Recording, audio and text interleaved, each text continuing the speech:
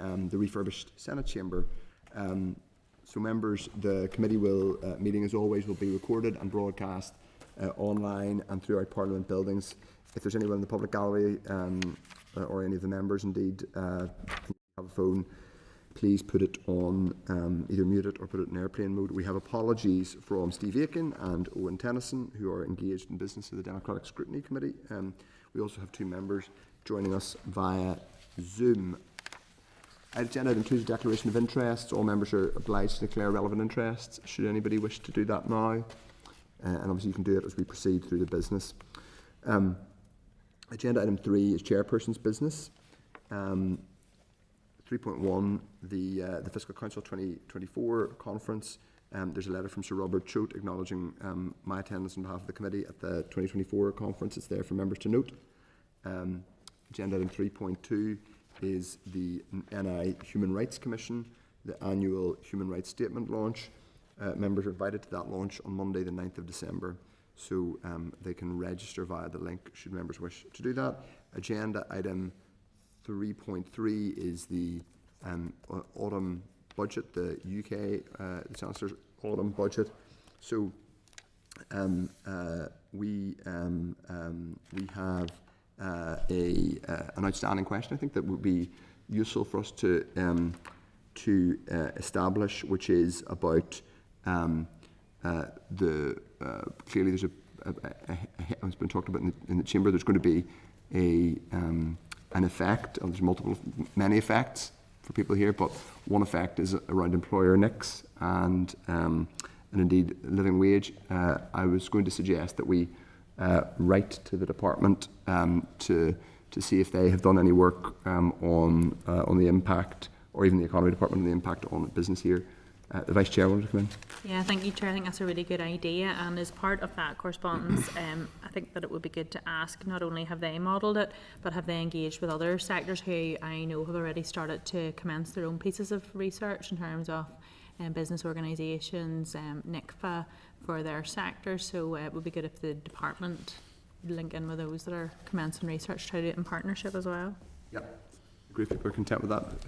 It may be one that the economy department that they take on. 3.4 is on non-domestic rates, and obviously we can raise this one with the officials, particularly Jeff McGuinness, who's in a little while. What I thought would be helpful is if, in the context of the previous item and what we know are going to be pressures, particularly on small retail and hospitality, whether we write to the Minister and ask how that is impacting on rates work in relation to budget sustainability. Now we can ask that question to Jeff McGuinness when they're here, but if people are content, I think it's worth us, in a sense, connecting those two bits of correspondence to say whether there's any specific look at how non-domestic rates might interact, if people are content. Okay. Okay. Agenda item 4 is the draft minutes of the meeting on the 23rd of October. So members, that's at page 10 of the meeting pack. And if you are content that they represent an accurate account of the minutes of that meeting, then I will sign them. Okay, content. The next agenda item is the Audit Committee. Sorry, apologies. Can I just make a declaration of interest here? I'm a member of both the Audit Committee and Public Accounts Committee. Problem. Duly noted. So we have been copied into correspondence from the Assembly Audit Committee to the Public Accounts Committee seeking the PAC's comments on the draft 25-26 budget. Obviously, the Audit Office is in a not unique. The Public Service Ombudsman and another organisation, and the Assembly are in a slightly are funded slightly differently to other public bodies. Members are content to note if there's any comments. It's primarily, I think, for the PAC to comment on it. Obviously, we did provide some commentary earlier this year whenever it was brought to us on that, but if people are content to note that. So, members, we asked for follow-up information following the briefing from Ulster University academics on the gender, it's not the Gender Recognition Act. It's on potential reforms here to. In relation to gender recognition. So we had a briefing on the 16th of October from Professor Iona Latu and Dr. Phoebe McKenna Plumley. Members requested further information about how persons change their gender on official documentation without needing a GRC. The detail is provided in the pack, which explains how GRCs currently work, and the committee also requested an update from the Department of Finance on what further work has been progressed since the report was published. That is at page 46 of the meeting pack. The department has stated that the Minister is considering the report and its findings. In parallel, finance officials are also keeping in view developments throughout these islands, notably the current Westminster Government's commitment to modernise the gender recognition system arising from the 2004 Act to make it more straightforward and responsive for prospective applicants. Departmental officials and their Westminster counterparts held an initial meeting on this policy area in September 24 and will liaise regularly. So that's to note. Can I just suggest that we tell the department that we would be like to be kept abreast of developments in that area, including if there is any further policy development or intention to make policy in that area. It sounds like there basically isn't, but we're content. 5.4 and 5.5 are city and growth deals, quarterly updates and annual progress report, which is at page 47 and 52 respectively of the meeting pack. Members obviously will be aware that the pause on the Causeway Coast and Glen and Mid-South West growth deals was unpaused after this time last week at the budget, the pause that had existed meant that the Heads of Agreement event for the Mid-South West deal, which was planned for October, was cancelled, and the pause on the Causeway Coast and Glens deal meant that any work incurring costs was also paused. The annual progress report for 23-24 is focused primarily on the Belfast City Region deal, is the only deal that was signed during the 23-24 financial year. However, there's also a brief update on the three other deals. The contracts with a total value of £500 million have been signed for the Belfast Region City deal. The Advanced Manufacturing Innovation Centre has begun construction in Studio Ulster, should be operational in early 2025. Engagement with local businesses is taking place to highlight opportunities for them from the deal. I would, this is to note, but I would suggest that we can ask some of these questions of Joanne McBurney, who may have, who's briefing us. Now, obviously, she's not the day-to-day lead official on it, but she will have some insight into how the unpausing, the practical effect of the pausing. I think it would be worth that we can ask the official, Joanne, whenever she's here, us asking what practical effect the pausing has actually had. If there's been, like, obviously the part of the point is that contracts weren't let in the first place, but if there's how many problems have been caused or otherwise.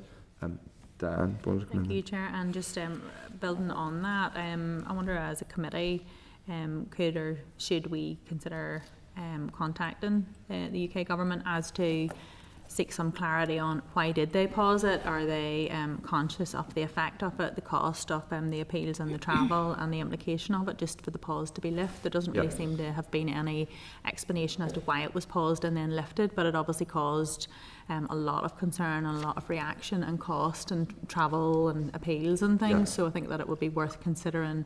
I know we can obviously ask Joanne when she's in, but just some sort of clarity as to why was that done and reversed so quickly. Chair, we do have an outstanding letter that was never responded to. The committee did write, I think it was directly to the Chancellor, but certainly to the CST, asking why this had happened and if they fully understood the impacts. And as the Deputy Chair said, now that it has happened and we've had that period, there are bound to be impacts. And it could be a case then of trying to find out what those are, Chair.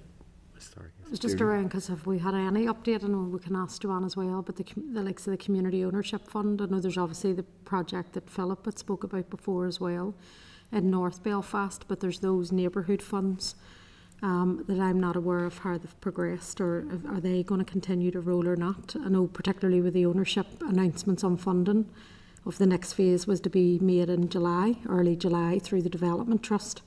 And then they were all paused, I imagine, for the same, they were pausing everything. but I'd be keen to get an update on that as well. And I think with the region deals, I mean, I just would be more familiar with the Belfast one, but I would be keen to know each of the deals. I mean, it's universities and further education colleges, but how do actual communities feed into these?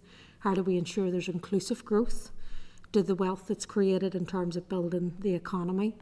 I know in the Belfast one, the Belfast region one, they talk about it, but there's no third sector that actually is directly involved in terms of making decisions on where investment goes. So I would be keen at some point maybe getting a more detailed briefing on the deals in terms of that impact at a more local level as well. The name escapes me of the lead official who came and briefed us very comprehensively.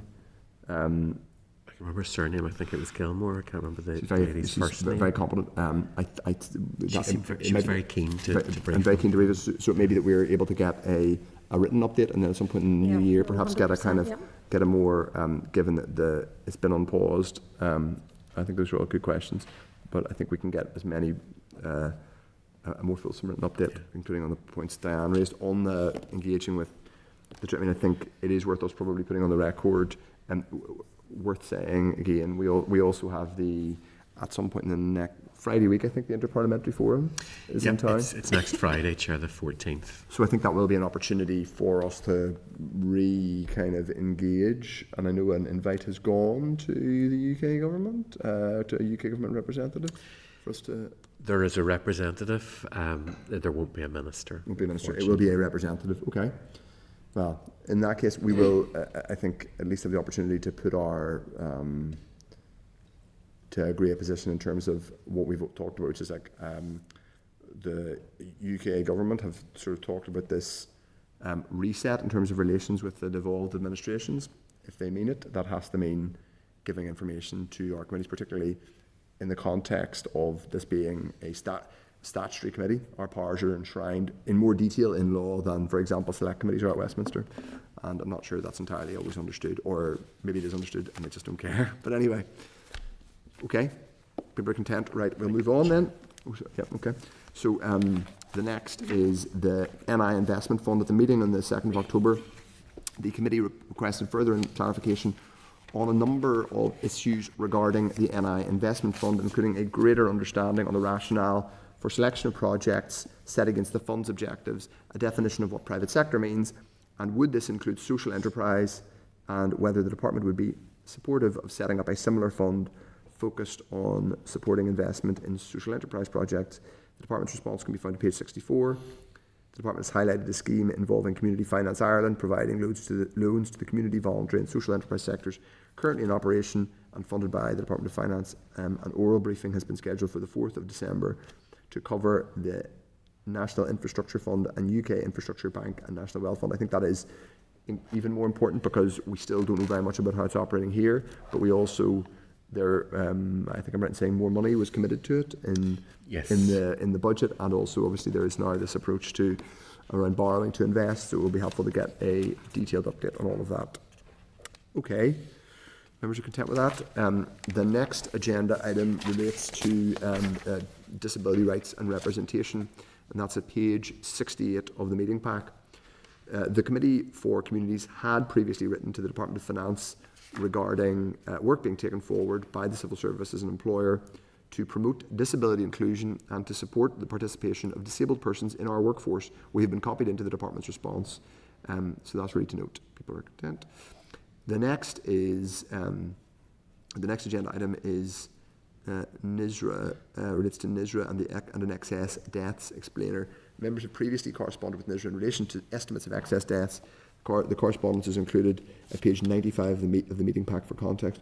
NISRA has indicated that a supplementary explainer paper would be released and has shared an advanced draft of the paper, which members are asked not to share more widely at this stage. I should say at this point, they're asking us not to share it more widely because it's a draft, not because it will never be shared. It will be published. It's a draft. It will be published. It will be published at some point soon. Okay.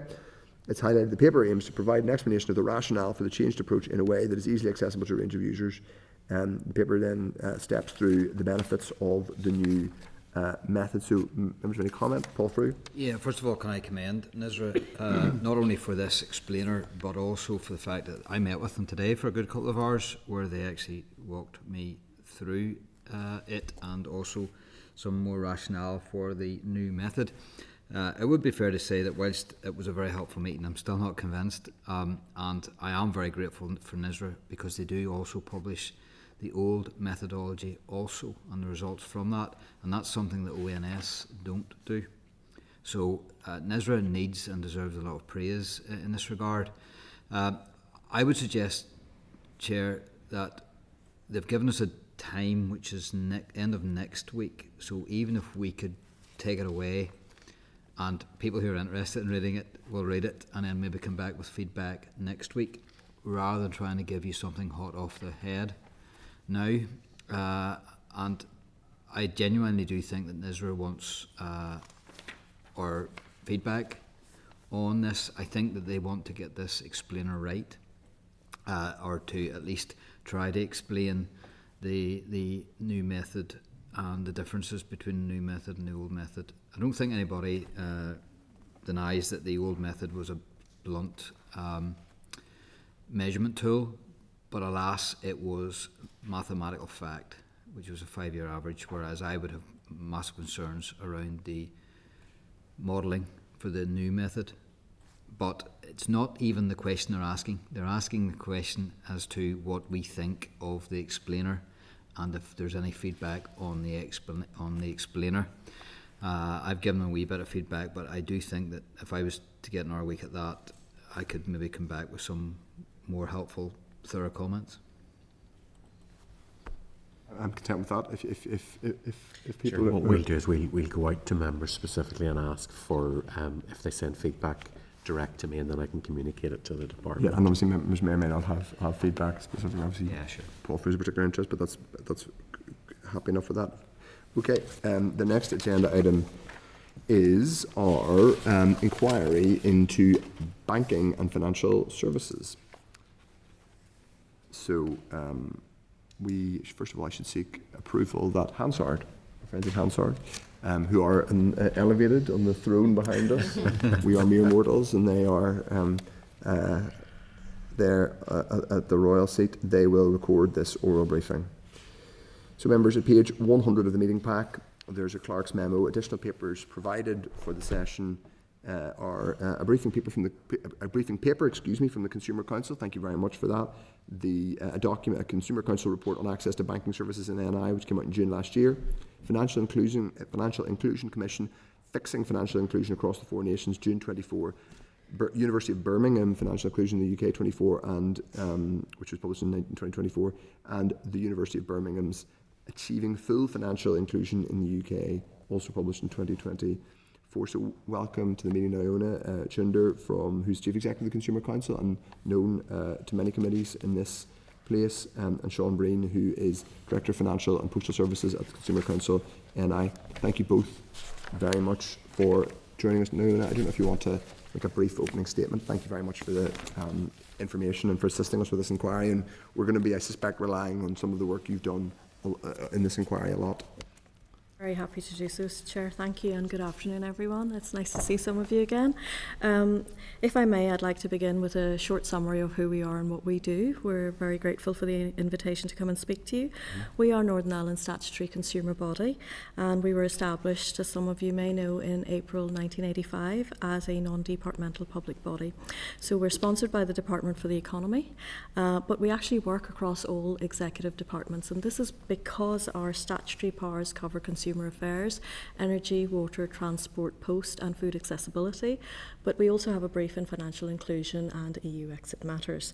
And we deliver consumer outcomes by working in partnership with government, academia, industry and civil society, here across the UK and also in Europe. And everything we do is framed by 8 consumer protection principles, and these are access, choice, safety, information, fairness, redress, representation and education. And what these do is they help us identify where the consumer interests lie, but they also help us set the minimum standards that we expect from any UK market. And while we champion and represent the needs of everyone to build consumer confidence, we do prioritise those who are disabled or chronically sick, those of pensionable age, those on low incomes, and those living in rural areas. And our founding legislation gives us the powers to undertake research, deliver advice and information campaigns, investigate complaints, conduct inquiries, and advise public authorities on any matter relating to consumer rights or consumer affairs. Now, since 2018, we have been funded by HM Treasury to carry out research, advocacy, outreach and education projects to increase the knowledge of the risks of illegal lending amongst consumers. And we work with partners as well to reduce the use of illegal lending here.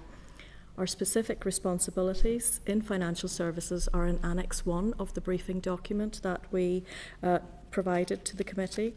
And they are to improve understanding of illegal lending, chair Northern Ireland's Responsible Lending Forum, which we also established, develop consumer education programmes on responsible lending and budgeting, deliver small loan projects with regulated lenders and community organisations, train other organisations on responsible lending with a focus on civil society organisations, and perhaps most importantly advocate on behalf of consumers to support financial inclusion here. Now, next year marks 40 years of the Consumer Council, which is a significant milestone for any organisation, but for us, this actually follows what has perhaps been some of the most difficult times for people, businesses and communities in recent history. And we believe everyone is a consumer. So our role is to listen, to engage, represent and respond at pace to evolving consumer needs. And that is what we have done in the last 4 years as we have grappled with the far-reaching impacts of one crisis to another. And today, consumers still face quite a complex picture. Our research has found around 64% of our economic output is driven by consumer spending. So our collective economic success and prosperity is inextricably linked to consumers and their affordability and well-being. And I hope this is fundamental to our discussion today, because financial inclusion is essential for economic growth and increasing the living standards for all our citizens. And the banking and financial services available to them will be a key enabler. And our submission to the committee covers 4 areas, and it draws on our own research and analysis, but also from our partners such as the Financial Conduct Authority, the Financial Inclusion Commission, other government departments, Advice and I, and Christians Against Poverty. And we hope these will be the key considerations for the committee as you start this inquiry process, and that is the banking landscape and its impact on consumers and communities here, people's financial lives, the affordability crisis that many still face, and how we can work collectively to advance financial inclusion. Now, looking at the banking landscape, to achieve equality of access, we do need to challenge and reduce the opposite of that, exclusion. So success is dependent on collaboration and co-design between consumers, government, industry and civil society, and improving access is therefore equally important. Consumer behaviour is also changing, as is the shift to digital markets. And digital delivery, although popular, should not limit consumer access or choice. So the needs of communities, including population demographics, must be considered. And the Consumer Council accepts that the financial services sector is shifting to new delivery models, such as banking hubs, for example. But these must offer the range of financial products and services that service local community needs in an accessible and a responsive way. And we cannot achieve financial inclusion without digital inclusion. And many vulnerable groups who may already be marginalised from mainstream access can struggle with digital literacy and capability, and this in turn increases their barriers to access. Now, when we look at people's financial lives, as we think about and plan our banking and financial services, we also need to consider our unique characteristics, which may resonate with a number of members here today. Most of us live there's more of us living in rural areas. Most of us use more cash. We have lower financial resilience, and we are also more at risk to other drivers of exclusion. Our research, which is in our submission that we have shared with the committee, highlights lower financial capability, access challenges from rurality or digital exclusion, debt issues and high-risk borrowing, particularly in vulnerable groups, and impacts of the poverty premium. So our analysis also highlights financial inclusion can actually mean quite different things to different groups of people. And these issues can only be mitigated if we have tailored policies to address the root cause of exclusion, underpinned by a robust consumer-centric regulatory framework. Now, within that context, advancing financial inclusion will require enabling access to the right products and services at the right time, including accessible credit, with financial education and advice that have pathways for savings and debt advice, especially for vulnerable groups. And we can't ignore affordability. If we're committed to inclusion, we also must accept that affordability challenges that many face will impact on a consumer's ability to access and use the products, services and support they need to participate fully in society. And this may be a bigger challenge for us than other parts of the UK because of our vulnerable population. We have the lowest average discretionary household income than any region of the UK, almost half the UK average. Our latest household expenditure tracker that we launched yesterday found that our lowest earning households have a weekly discretionary income of less than £50 after paying for essentials and have 6% less income after tax than the UK average. So many are struggling with the cost of basics like food, rent, energy and transport. And although consumer sentiment we have found has improved slightly, a third felt that their household would be worse off in 12 months' time, and 43% said it was worse off compared to 12 months ago. So when we look at financial inclusion, we also need to look at the fact that there's significant disparity between consumer experiences, with the highest earning households having 14 times more discretionary income than our lowest earners. So we need a level playing field where opportunities can be grasped by all our citizens. And it is equally important to connect what people are experiencing day to day with any policy or reform needed to protect consumers and provide the products, services and support they need. To empower consumers to make informed decisions about spending, saving and borrowing, access financial products and services with confidence and avoid persistent debt, their interests must be placed at the centre of policy and regulation. And we believe this requires a coordinated and ambitious response across government, regulation, industry and civil society, including the Consumer Council, and with consumers and communities identifying the issues that mean the most to them and helping us find solutions that will work for them. And in conclusion, just to highlight two things. The UK government is due to launch its National Financial Inclusion Strategy, and I believe this represents an opportunity for us all to develop a supporting action plan tailored for the unique considerations of our community and our financial services sector. And second, the Consumer Council is well placed to support this ambition, given our experience of advancing consumer interests by convening and advising stakeholders and always advocating for growth that equally benefits consumers, businesses and markets. Thank you. Okay. Thank you very much. Members, as always, indicate should you wish to ask a question, and thank you again for coming to brief us. I suppose to open up the questions, and it's kind of reflected in the reports that you've provided us. Would it be fair to say that Northern Ireland is in a worse position in relation to access to financial services, not including but not limited to cash and branch services, but that Northern Ireland is in a worse position than other parts of these islands? I don't think I can give a yes/no answer to that, Chair, but I will try and give some sort of a response. I think we have a higher vulnerable population.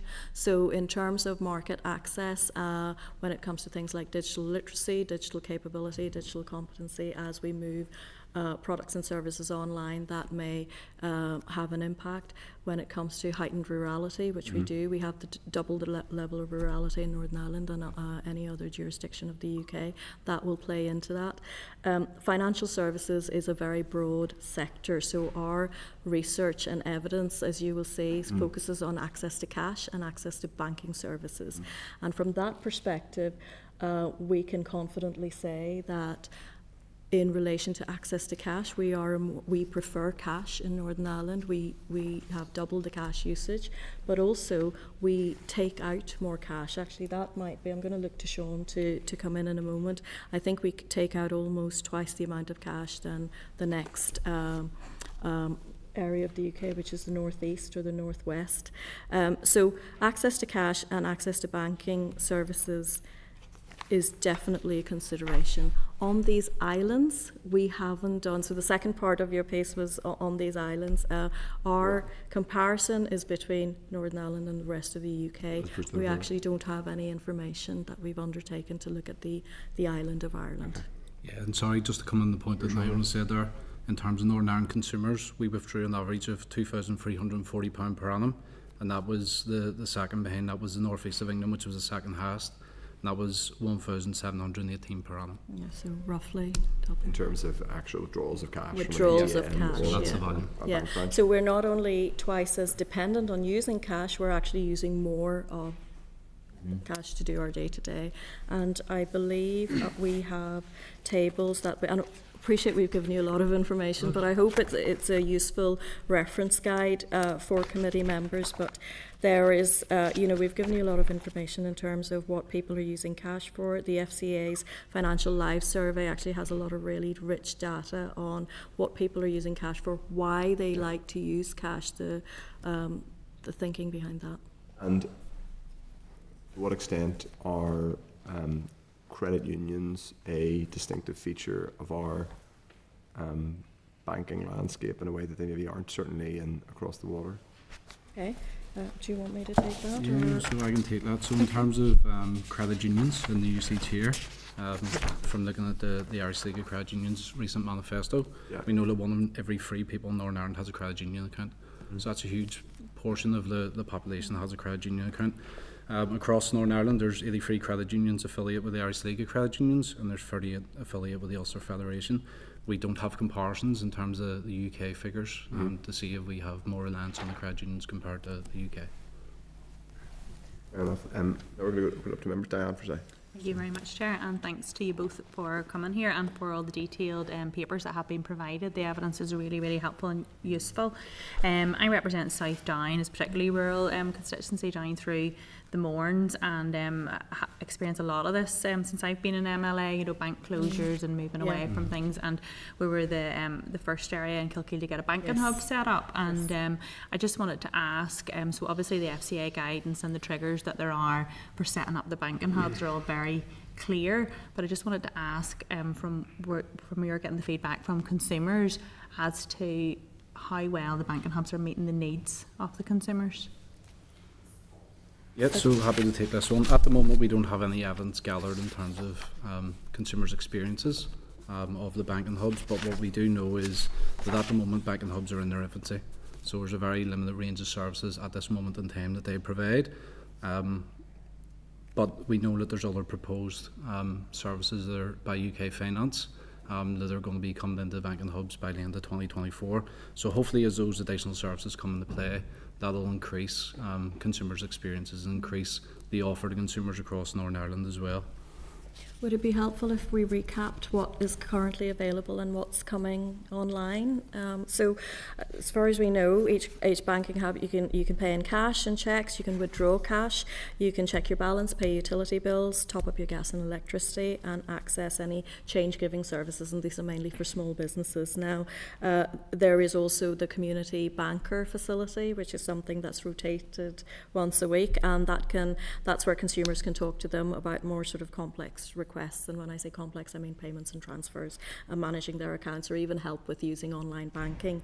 Now, as Sean's already alluded to, in terms of work that UK Finance have carried out, they are looking to expanding the list of services from community bankers, and that could include notification of bereavement, fraud support, identification services, power of attorney. I said that wrong again. Attorney. Don't know what power of attorney means, but it sounds nice. Money and debt advice. I And think that's a different evidence set. that's it. And please don't call us to that. And registering a complaint. So hopefully we're moving to a time where we're relatively quickly where we're going to start to see a more holistic package of support available to communities and consumers. It doesn't take away the rurality of Northern Ireland, however. Our rurality is quite different. We're very dispersed. So the challenge of serving community needs, I think, is greater, and I think that's where we really need to coalesce to try and find a solution of, if we're moving to banking hubs and that meets the needs of most people in communities, that's fine, but let's have enough of them. Yeah, and in terms of other services that could be offered as well, we represent Northern Ireland consumers on the Community Cash Advisory Panel, which is a panel run by Link, and a recent opinion that was offered was around priority non-cash services which may be able to be offered within banking hubs moving forward. That opinion stated that opening an account, getting a printed money statement, and changing the recurring variable payment or stand order could also be basic services. So when you're talking about a bank branch closure in a town, particularly the last branch, the basic access point is opening an account. At the moment you can't do that in the banking hub. So that opinion came out, and we're, as I said, we're part of that representation piece for consumers on that. That's great, thank you. And one of the most common feedbacks that I had, so obviously the banks are closed, everyone's quite concerned that their banks are closed and they've got the banking hub, so there was a feeling this was going to tick all the boxes, but the banking hub is a 9 to 5 expansion of post office banking service. It's not access to cash point, so a lot of people still are unable to access cash out of hours whenever they're in the area, and just wanted to know, in terms of, you talked about Northern Ireland, you're twice as likely to use cash, lifting higher values of that, just in terms of the access to free cash, would that be like a key concern that you're seeing coming through from consumers? Well, that's something that we're hoping the new FCA rules, which were only implemented in September, will come into play more and protect consumers and their access to cash as well. We know predating that there was voluntary arrangements through Link as the coordinated body, but at this moment in time, and now sits within the regulatory perimeter of the FCA. So again, we're hoping those increased protections will maintain at least access to cash levels, but But hopefully enhance it. Yeah. Yeah. Yeah, no, absolutely. And again, whenever evidence was given here before, they were feeding back from Cash Access that the evidence is that in Northern Ireland, the banking hubs are being used a lot more for businesses to bank in than the rest of the UK. So it's interesting to see the way that that we're using the banking services here. Sorry, I was just going to say, I know that was particularly relevant to the Kilkeel banking hub, so it'll be interesting to see if that usage pattern continues across the other opened hubs and the other hubs that are to be opened soon as well. And something that we're not the experts, but I know you've got Federation of Small Business coming in after us. We're a micro business economy. 89% of our business base is made up of micro businesses. They interact with financial markets, many markets, in exactly the same way as consumers. They can be predominantly cash, leaning towards cash as businesses, so the dependency on the business community in terms of cash access is significant as well. So it's not just consumers that we need to give due consideration to. In terms, just finally on the financial inclusion issues, you're referencing, you have the data there in terms of older people having access and just the difficulty in digitisation access. It would be quite a common thing that I would have coming into the office. A lot of older people, the services have all went completely online, and they don't have online banking, they don't have a smartphone, and they're actually coming in quite concerned and asking me to pay their bills, and they'll give me cash into my hand. So this is how distressed a lot of the older people are, and something I'm just would be quite concerned about. And it's not a comfortable place for an elected representative to be setting up people's personal banking. And again, it comes back to what you say, it's something that's not accessible through the hubs. Would that be something that you think would be just a high priority in terms of the financial inclusion, setting up these bank accounts and giving people safety and confidence? Absolutely, because you know your financial life is so fundamental to how well you, as I said in my opening comments, how well you participate in society, and that's why in our briefing we've included a section around digital and financial literacy, financial education, and sorry, just to, because we have a slightly more detailed document than what's in front of you, so I'm referring to financial literacy, which is point number 42, and then it goes on to sort of digital literacy. Financial education, and we're not talking about teaching people how to add up. We're talking about teaching people and supporting them transition to a digital first model where they can take control of their financial life, and that is really important to run parallel to any products and services that we're introducing or any interventions that we're doing, because vulnerable groups need to be supported appropriately, and not everybody has the same needs even within those groups, so we need to be really mindful of that, and we would certainly advocate for that. It's what we try and do through our outreach work. Okay. Jerry Carroll? Thanks very much. Thanks for the presentation. I think importantly, was mentioned about higher poverty levels and less disposable income for people here. I think it's really important, especially when there's always talk in Stormont about economic level playing fields, and an obvious point is that it's not even. It's very uneven, and there's obviously class divides within England as elsewhere, but you know the north as a whole is generally worse off. Can you just maybe expand on the fact that 8% of households have no current bank account, if I've read that correctly? I mean, is that people relying on dependents? Is it people who are carers? Is it people, you know, joint claims, or people relying on benefits of other people? Because I was surprised it was so high. So just keen on any further information on that cohort of people. Thanks. Yeah, I think that may be from our lending, savings and then debt research. So we're just trying to find the reference. Have you maybe got that in front of you, Jerry? Or if you I don't have the page number. If you can point us to the right number, but we'll dig that out. I think the issue with people, it's the unbanked population, so I'll give Sean some time to try and find that, and then in the meantime I'll talk about the unbanked population. The need to transition the unbanked population into mainstream banking is really important, because whilst there might be a small cohort, they're significantly at risk. I don't, if it is 8% of households, Jerry, I'm going to have to just put my hands up and say that was a typo and it shouldn't have been. I'd be very surprised if it's 8% of households don't have a bank account. So I'm just... Okay, I don't have the base number at hand, but it was 8% for here versus 5% in Britain. But sure, you can come back if it's not the case. Is that, what page is that? 22? Yeah, so okay. Jerry, I've just found the reference, or that's from the financial inclusion in the UK report, and that's referencing... I think that's population. Yeah, so it says that the report states 5% of the UK households have no current account, increasing 8% in North West of England and Northern Ireland. So. Yeah. So that might be I don't, we'll have to take that away to confirm with you whether the 8% is Northern Ireland and the northwest of England, or Northern Ireland and or Northern Ireland or the northwest of England. Yeah, no, that's can I come back to you on that through the clerk? That's fine. And also, like, if possible, a breakdown on, you know, why it's so high. I mean, obviously, sure.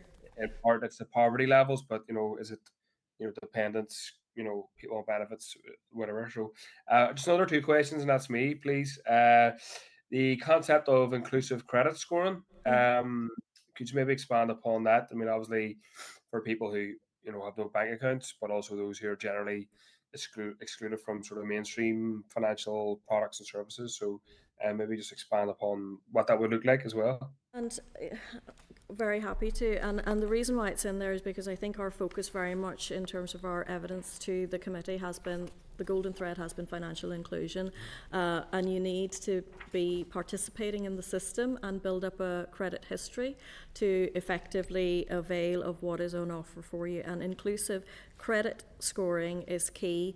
particularly for new communities, particularly for the unbanked population that we need to transition on.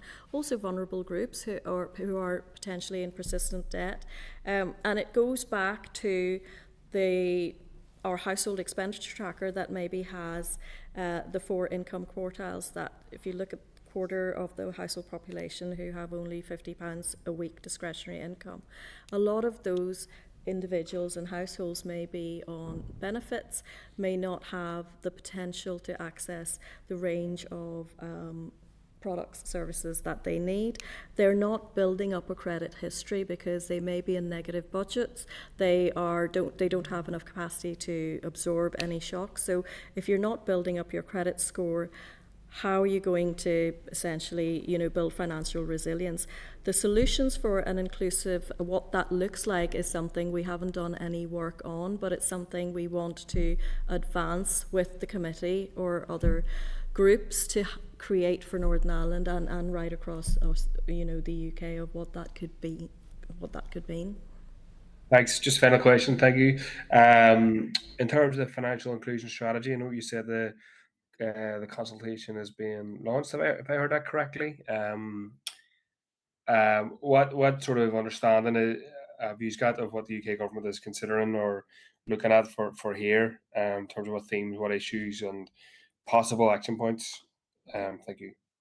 So we don't have a timetable for the National Financial Inclusion Strategy. We know that this was a commitment for the Labour government before they came into power.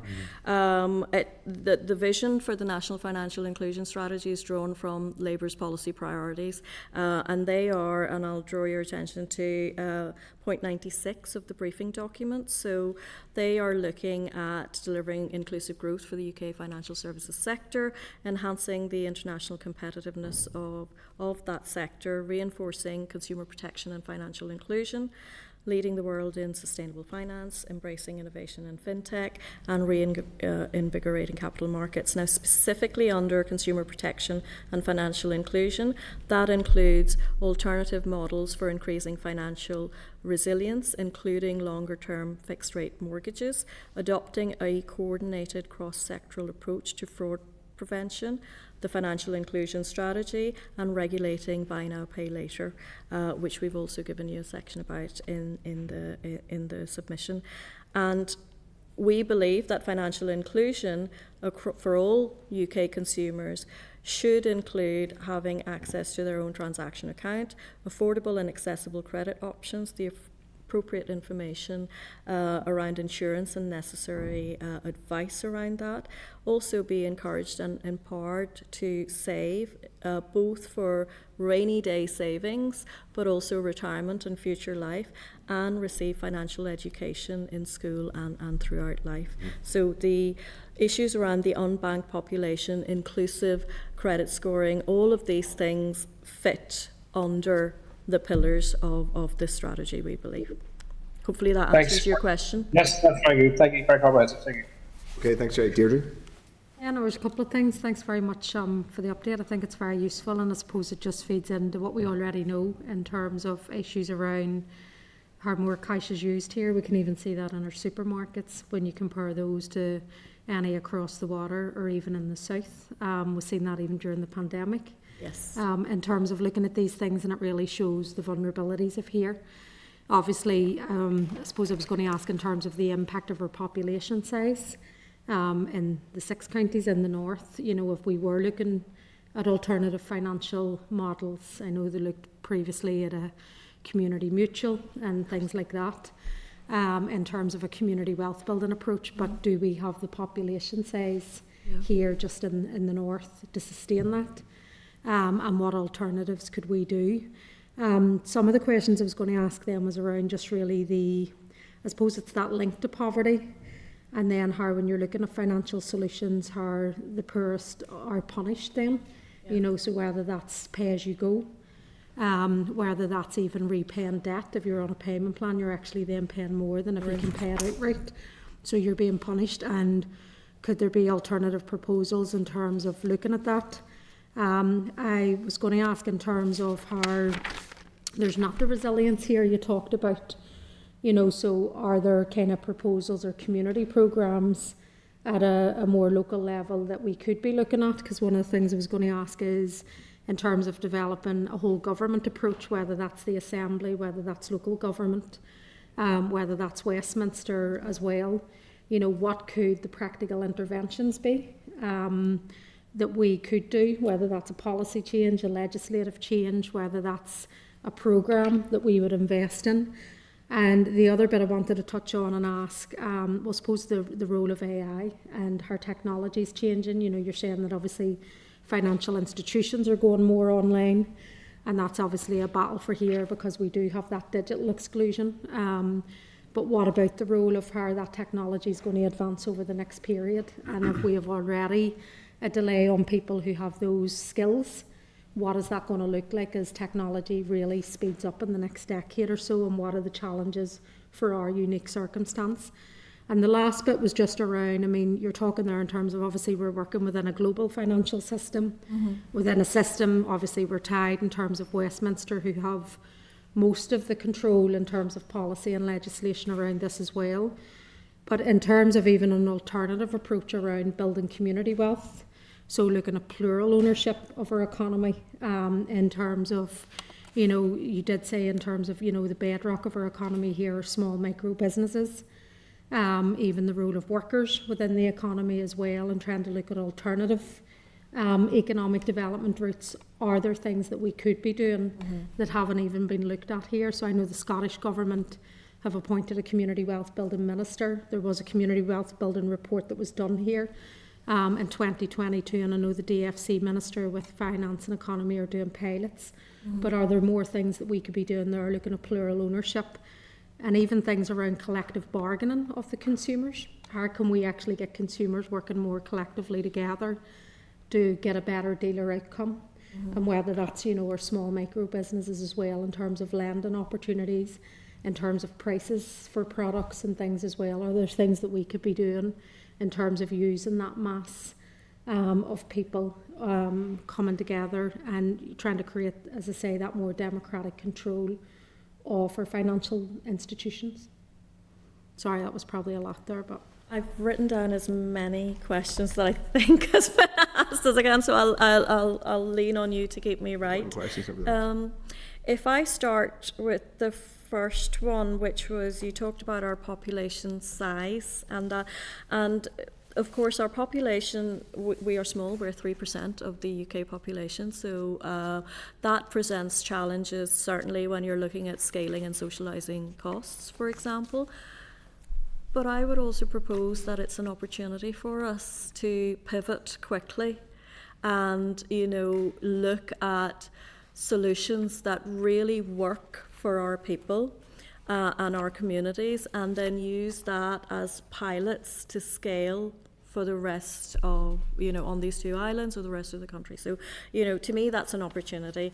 There's also, we're very connected, you know, at a grassroots level, which is fantastic. And that's another opportunity. So a lot of what you talked about is empowering and enabling that community network and activating that network, and we can do that here. And financial inclusion is about community participation. And it's about bringing people into the system, but also allowing people to shape that system. So when you have a small population and you have a connected network, those things can be realised relatively quickly and tested quite robustly to scale up for something broader. And there's nothing, I would suspect, and again, we don't have any evidence of this, so I'm basing it on the knowledge that I have in this space. I suspect our challenges when it comes to financial inclusion is not that different to what Scotland are facing or Wales are facing, whatever. So that's an opportunity for partnership. And, you know, we can be the test bed for ideas, for solutions that are being built ground up. And that moves right into, you know, the space that you talked about in terms of community lending, community solutions. You know, ask people what they want and ask them to help us develop it. We talk about consumer engagement and activation and community engagement and activation in net zero, rightly so. You know, it's a huge challenge. We should be doing the same when it comes to financial inclusion, because again, it's that participative power of, you know, our communities and our society to do better. We don't have any specific solutions. We haven't looked at any specific solutions of what communities could do more of, but we can certainly come back to you if that would be helpful. AI is very interesting because you have the levels of financial capability and resilience that we do. So we need to actually lift that floor. We need to get people more comfortable, you know, vulnerable pockets of the population, more comfortable with interacting with digital models and digital platforms. And how do we do that in a way that they are more confident using it, they're more empowered, but they're also doing it in a safe way, so it's interacting. AI is potentially something that needs to be considered through the lens of how is it disadvantaging any groups of the population, or how does it advance access, choice, knowledge for other parts. Ultimately, if AI is used for good, then that's fine. It's if people are excluded as a result of AI, if vulnerable groups are marginalised further because of decisions that algorithms might be, making, and we're just none the wiser, then that is a problem. That is not a space that the Consumer Council is an expert in any way. We look at it, as I said at the start in our opening comments, we look at this through the prism of consumer protection principles. So whatever is on offer on the table, is there fair access? Is it safe? Are people protected? Are they duly represented? What education needs do they need? What are the redress pathways? Those sorts of things. So, we will always come back to those to frame our engagement and frame our advice. And I have, my apologies, forgotten the question around global systems because I can't read the scroll that I've written down on my more book. Around, we're obviously connected to a wider financial Yes. system. So for me, it's around how we start to develop new models in terms of local economic development that actually suits the needs of the people in Wider the places community. here and local businesses as well. Yeah. And could we, the potential of a community wealth building approach similar to what they are doing in Scotland, where it is reflective of that, and you're offering more, I suppose, financial offerings that where there's greater ownership here, which you say could be pivoted a lot quicker. You could respond to emergent situations, but where that wealth's not being extracted, it's actually being recycled back into the local economy again. So even the use of credit unions, if it was a community mutual, how could they use the profits made to reinvest back into climate challenges, tackling poverty, tackling the kind of resilience issues that you've raised here. And particularly in climate, we have found in our research, people are very invested in climate if they can understand and see value and benefit for their local community. That's what gets people interested and engaged and committed to something. In terms of enabling those communities and coming up with things, there's actually maybe two considerations to that. There's the sort of formal regulatory perimeter around that you would have with the FCA, but actually you could have that, but you could also create a set of voluntary standards that empower the organisations delivering the solution, but also give confidence to the people and communities availing of what's on offer. And that starts with that very sort of co-design, co-creation of, what communities and people need. And I think that's the starting point. It would be remiss of us to speak on behalf of consumers and say these are the things that they would really like to do. We need to ask them. Let's ask them, because they're very willing to tell us when you do. So let's create the platforms and the environments to bring them in, and then let's try and create actions that actually deliver the interventions that they want and need, because it goes back, I suppose the other bit was just around the role of what the Assembly or local government can do. So if you just look at the collective financial power we have in terms of services and procurement, how do we use that more effectively to benefit local people and local places and local businesses? And is there more that we could be doing there then around that area of work, Yep. rather than it just going into the normal big banking institutions? Yep. Or even is that alternative there, I suppose? Yes, and again, it's not something we've looked into or have any deals, but we're very happy to be part of conversations that represent the consumer ask and the consumer interest. So There's in fairness, it's not always for you to, your statutory agencies, it's not for you to make policy recommendations No. to us, but happy enough, Deirdre. Happy enough. Yeah, thank you. Nicola Brogan. Conscious members, we've got a couple of other evidence sessions today, so I'll be brief. And Chair, thank you, and thank you for your briefing there, Leonda and Sean. I represent a largely rural constituency of West Tyrone as well, so this is something like access to cash and I suppose bank closures. That is something that does affect many of my constituents. So it is good to get these updates, and I appreciate that. West Tyrone also has a number of border regions, so areas that lie near the south of Ireland, and there's many people there, and I suppose people right across the north that do require access to euros and even like access to goods and services across the border. And I suppose I want to know, have you had any conversations around this here, around access to euros, and even for sterling, for people coming from south to north and getting access to goods and services here, and any kind of issues that has been raised with you in that regard? we haven't had any conversations around consumers being unable to access foreign currency, whether it's euros or anything, including the sort of transient population that live here and work across border and vice versa. But we can certainly see if we can try and get some information and report back to the committee if that would be helpful. Yeah, that would be helpful. It is something I Sure. think that it does affect certainly people, say along border regions. Yeah. And say getting access to that cash, it affects them a normal day-to-day life, you know. So it would be helpful to have that. Sorry, Nicola, just to come in there, I had referenced earlier the Community Cash Advisory Panel, of which we sit on. The recent opinion piece, which recommended free non-priority cash services for banking hubs.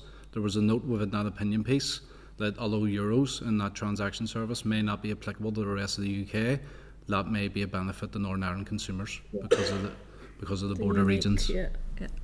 Yeah, no, that would make sense. Yeah, thank you for that. I just have one final question then, and it's about to see if you've any more information on how many people in the north now use primarily like online banks like Monzo and Revolut.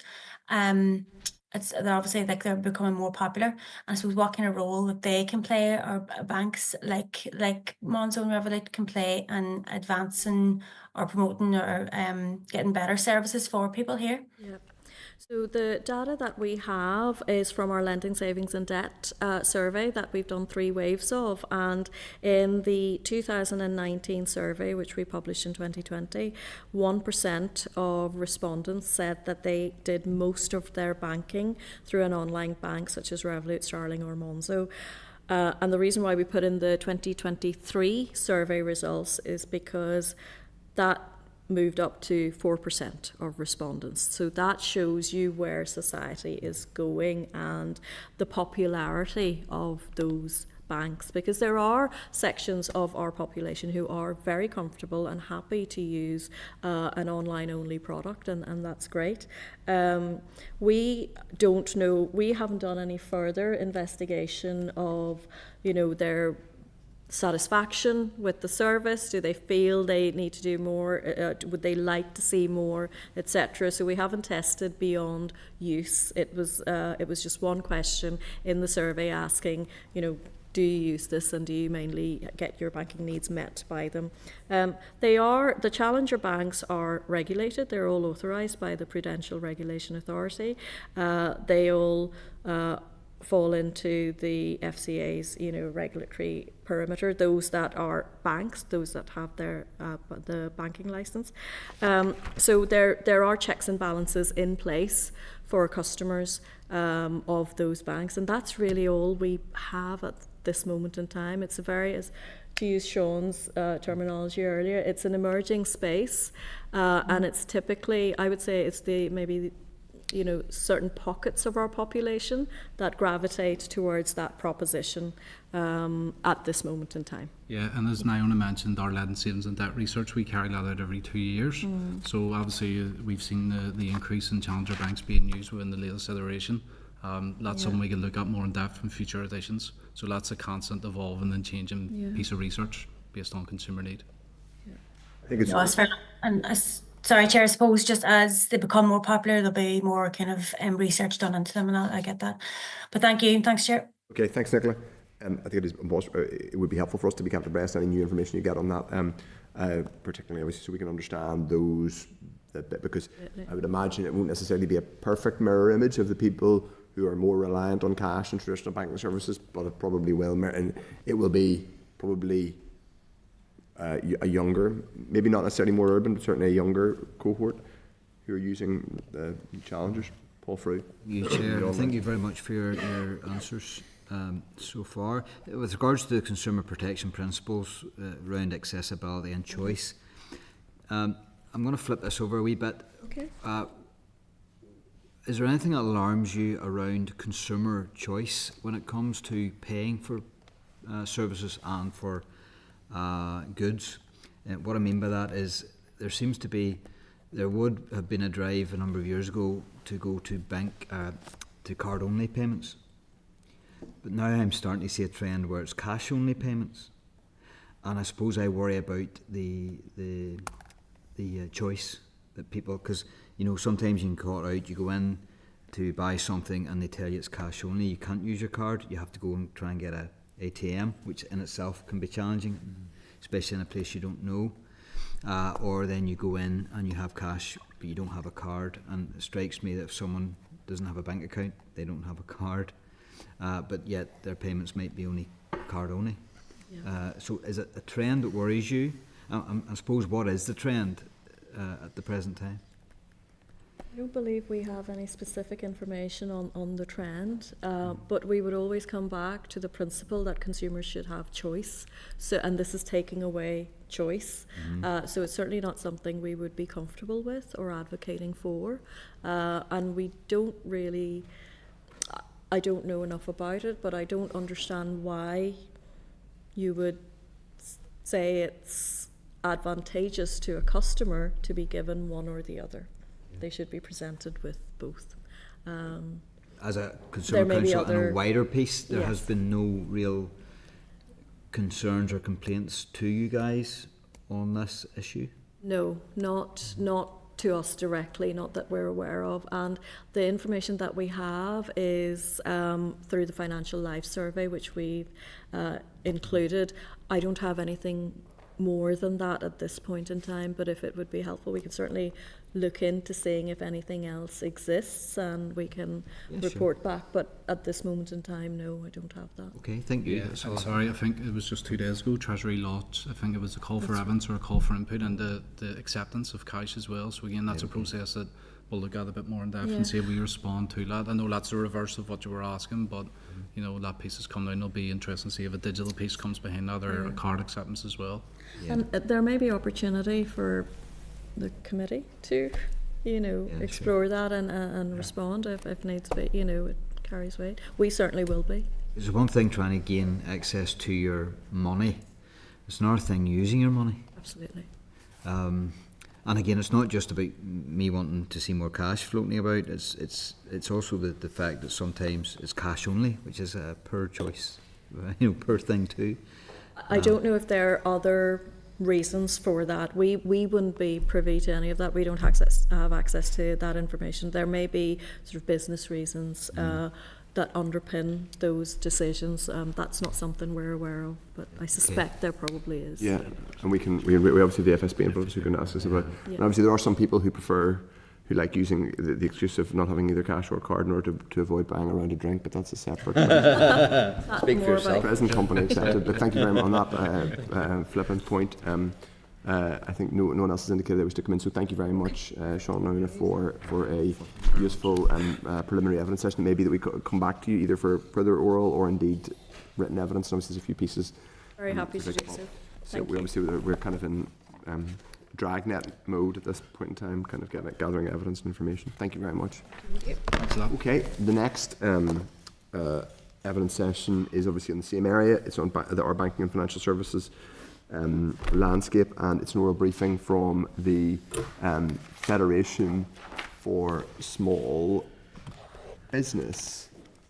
Now, I see some representatives from the FSB at the back, but I think they are supporting gallery. in the Burn Public Gallery. So we have joining us.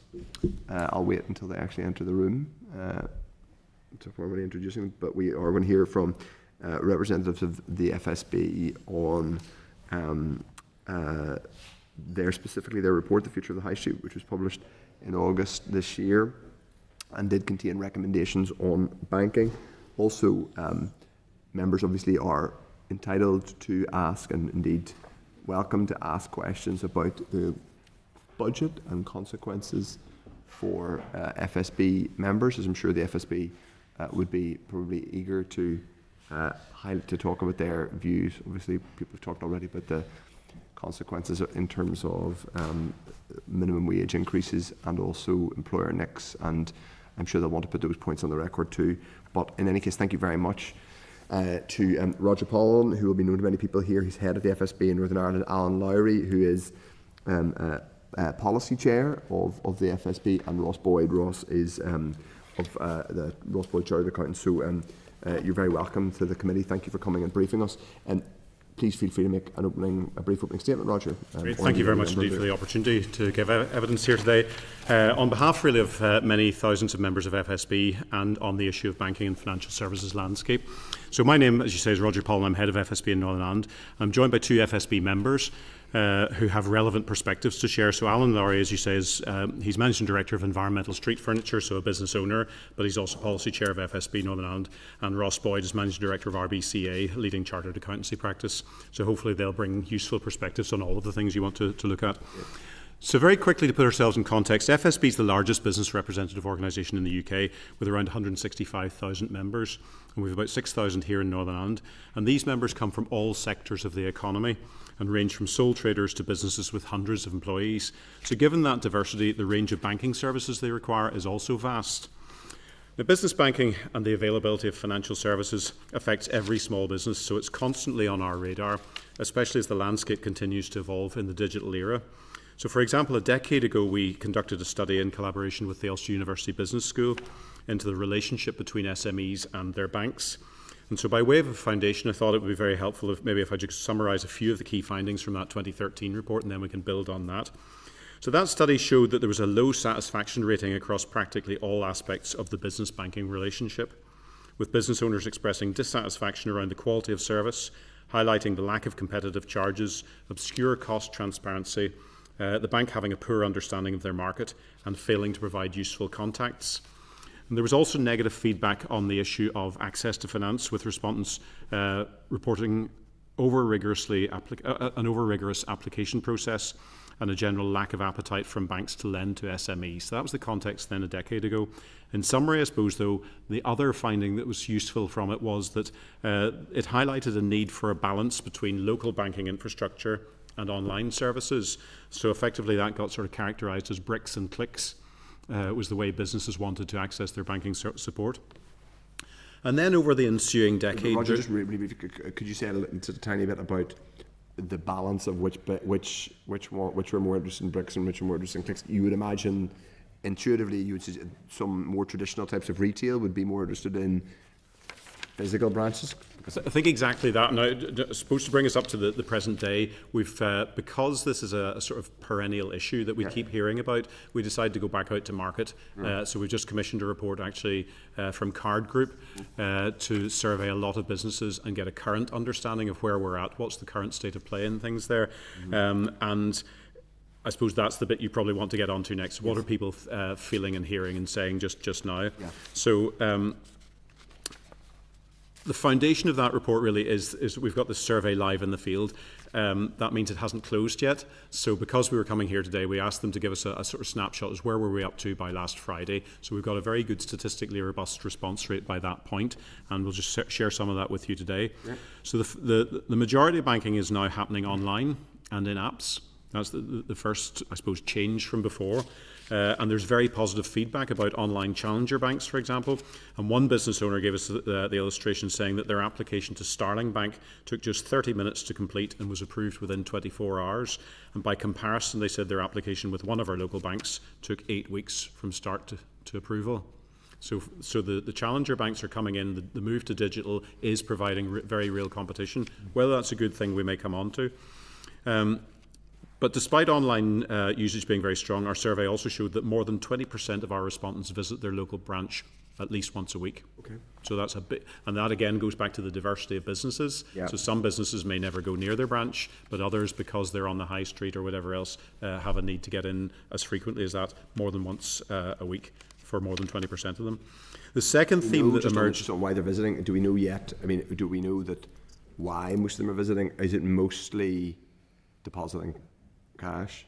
A lot of it's depositing cash. Quite a lot of it is to find out about other services that are available. So insurances, different mitigations that the bank can be the conduit to. It's not just the physical, which people say, well, you could do that at a post office, basically, but it's not just the depositing of cash. No, it's not. And also, I think that there's quite a lot of reservations around the depositing of cash in somewhere as open as some of the alternatives that are there that aren't bank branches, where there's a sense of security and privacy and discretion about it. If you're going in more openly, just into a shop, effectively, particularly if you own a pub or a shop in a small town, and there's a bit of kind of there's suspicion or anything, but you might want the privacy of the bank. Is that what you mean? You might want the privacy of the bank. You might also find that you are a competitor of the business that's hosting the banking services, and you might not want to be walking in every week and just effectively showing how you're performing. Yeah. So I think it's just back to the privacy that banks and traditional banks premises used to provide to businesses coming in. Yeah.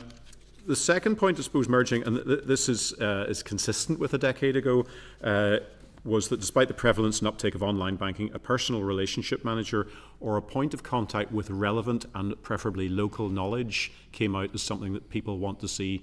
And I think we find that some banks that are owned by larger businesses elsewhere maybe have different parameters, different systems that are not taking account of the local situation that we find here. So I think there's an appetite for local branches bringing local knowledge to lending decisions and everything else, because they understand the context. And is there any more, then that feeds into the idea that there's, obviously we have the traditional local, I guess, big four in particular, some of which have disinvested to want, certainly they've all closed branches, Bank of Ireland, AIB / First Trust, Ulster, Northern, now Danske.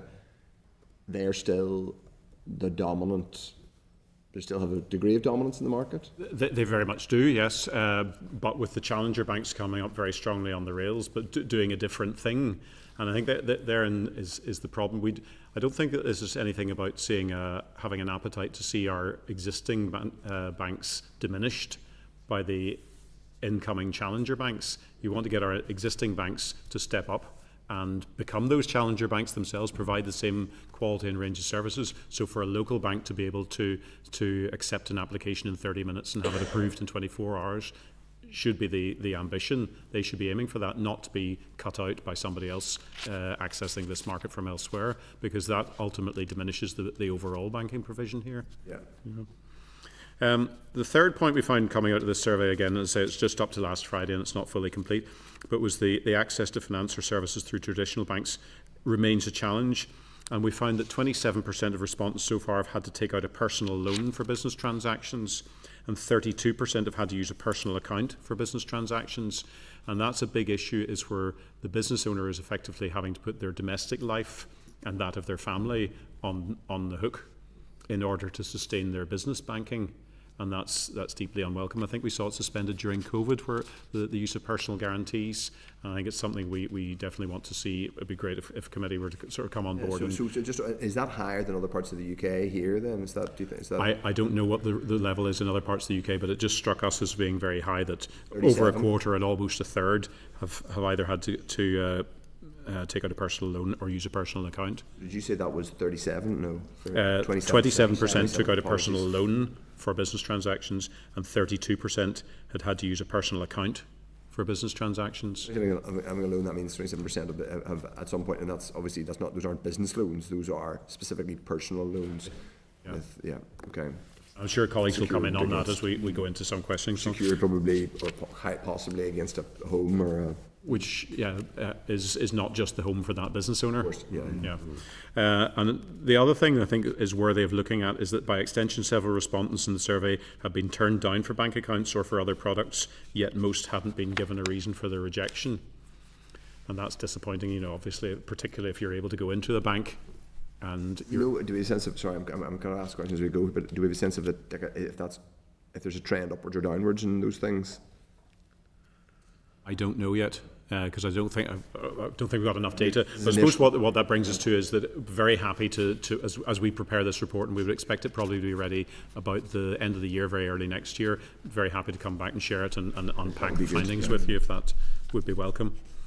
So I suppose it's fair to say that business banking landscape is vast, and navigating it needs many inputs, from the individual banks themselves and UK Finance to the Financial Conduct Authority, and locally the Banking Roundtable led by the Finance Minister.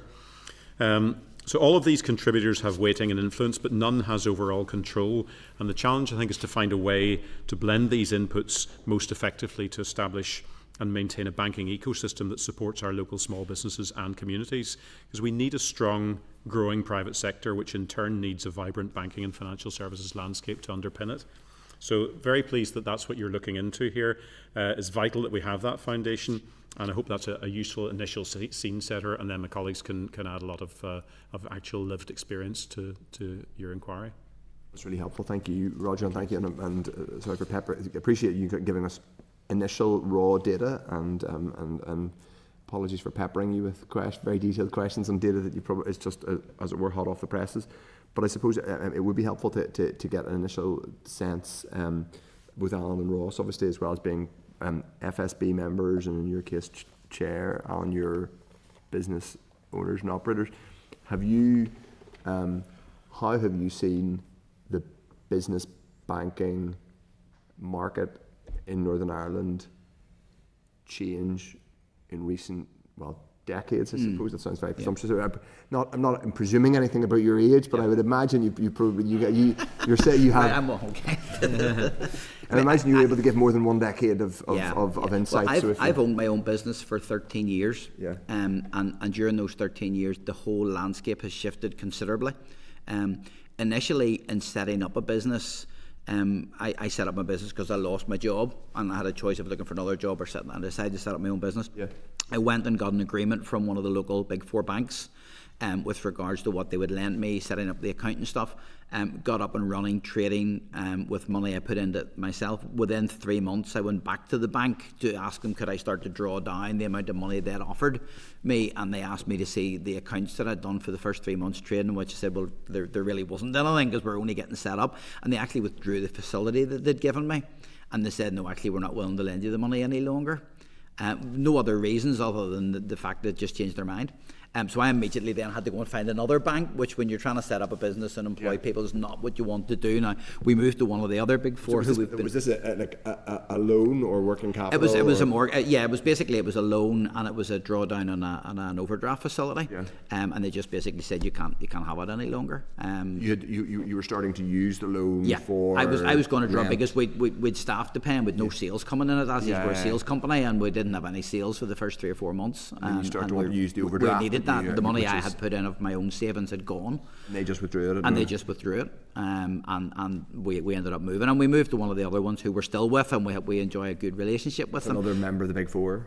Yes, another member of the Big Four. And really, I suppose 12 or 13 years ago, that was the only options you had. A lot of these new Revolut and Starling and these other ones have come in since then. A lot of those have appeared really since then. I think looking at it now, some of the things that Roger touched on, relationship managers, most of the Big Four give a relationship manager based on the level of debt you have.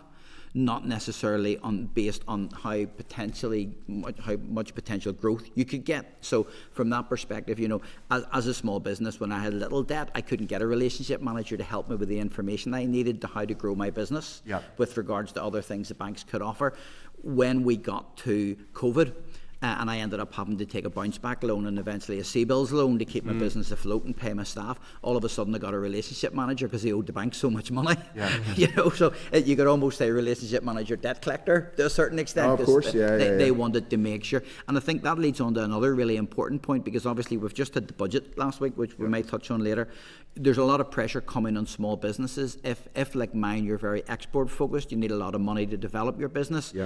The headroom that I have within a bank is limited because I still have a CBILS loan that I'm paying back over a 5-year period that I had to take out to keep it open. So that level of borrowing actually affects the amount the bank are willing to lend you to do other things. So if I suddenly see an opportunity for a great project in America or Dubai or anywhere we do business and I need to borrow money from the bank to be able to fund that project, they will limit my borrowings because of the CBILS money that's still being paid. CBILS is what, in some way, part underwritten by the state? It is, but there's no personal guarantees, which is great from that perspective, but it still limits my ability to borrow money. You're not personally liable for I'm CBILS? not personally liable, and I think the CBILS was up to £350,000 at the time, which there was no personal guarantees. But we've probably paid back half of that now. But that still limits the headroom of me and other small businesses from being able to actually borrow additional money against what you might need to actually grow your business. Does that differ in terms? We've had a couple of experiences there with, I guess, and it isn't because this is still the big four are still the dominant players in terms of business here. One operator, it sounds like that was at the time, which probably was a year or two after, or a few years after the first global financial crisis. So I don't know if that was part of the context, or they were very, very cautious and wary of any lending. But anyway, the upshot is one was peremptorily withdrawn months into the relationship. The second one, it sounds like your general view would be they didn't feel particularly obliged to build a relationship that involved helping you, incentivizing you to grow your business and grow opportunities and offer you products that would help you do that. It was very much kind of passive. The information's there if you want to go and look for it, but they're not offering it. You know, they're not going out to help. And obviously, you know, as a business owner myself and as one representing 6,000 local small businesses, you want the banks to be facilitating and helping that journey. You know, it's okay putting all the information. I mean, it's like the internet now. You can find anything if you know what you're looking for. You know, but you need to know what you're looking for.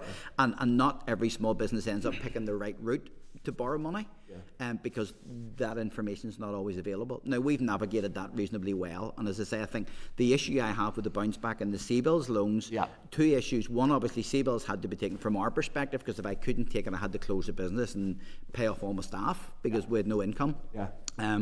So therefore, that was an extraordinary debt, even though it's now been taken as a standard debt that was there. The other thing with CBILS loans is that bounce back loans were done on a guaranteed percentage interest. The CBILS loans weren't. So as soon as the interest rate started to go up after COVID, is that pegged to the sort of Bank of England base rate? Basically, it went up as well. So we pay like £1,000 more a month now than we would have paid whenever we took the loan out, because there was no guarantees given against that. So while there was no personal guarantees there, it's putting a lot of businesses under pressure.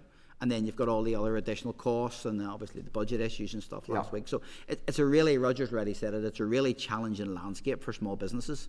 And I actually looked, not just by chance, I got an email from Revolut. I'm sure there's other banks are available just this morning, and I looked down because they were offering all these different things for business. And it was click here for free a month, click here for £50 a month, click here for £500 a month, and all the different things. But again, there was no explanation for someone who's naive in the funding landscape of what suited. You know, I can get a bank account for free, but actually it didn't do anything. You know, it was just a number. That whole landscape is really hard to navigate. So obviously the FSB is UK-wide. Do you notice, or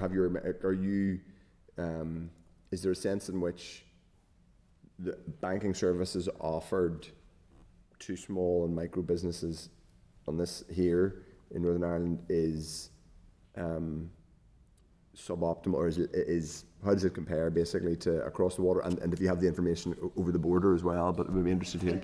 We don't have the exact information, but obviously our banking's a lot more control because we do have a big four. We don't have as much choice. as you would possibly have within England, Scotland and Wales, and even in the Republic of Ireland as well. So, you know, we are limited by what the offering is. Most of our members and most of our business owners are reluctant to change banks. I'm even reluctant to change banks. You know, More behaviourally more than England, Scotland, Wales. it's almost better the devil you know, to a certain extent, you know, and we know what we're getting with this bank, so maybe we should just stay here with this bank. And I think that causes a problem as well. I mean, you know, entrepreneurs, like most of our owners are, you know, these guys want to get out and do stuff. They're not really, the banking just comes as secondary.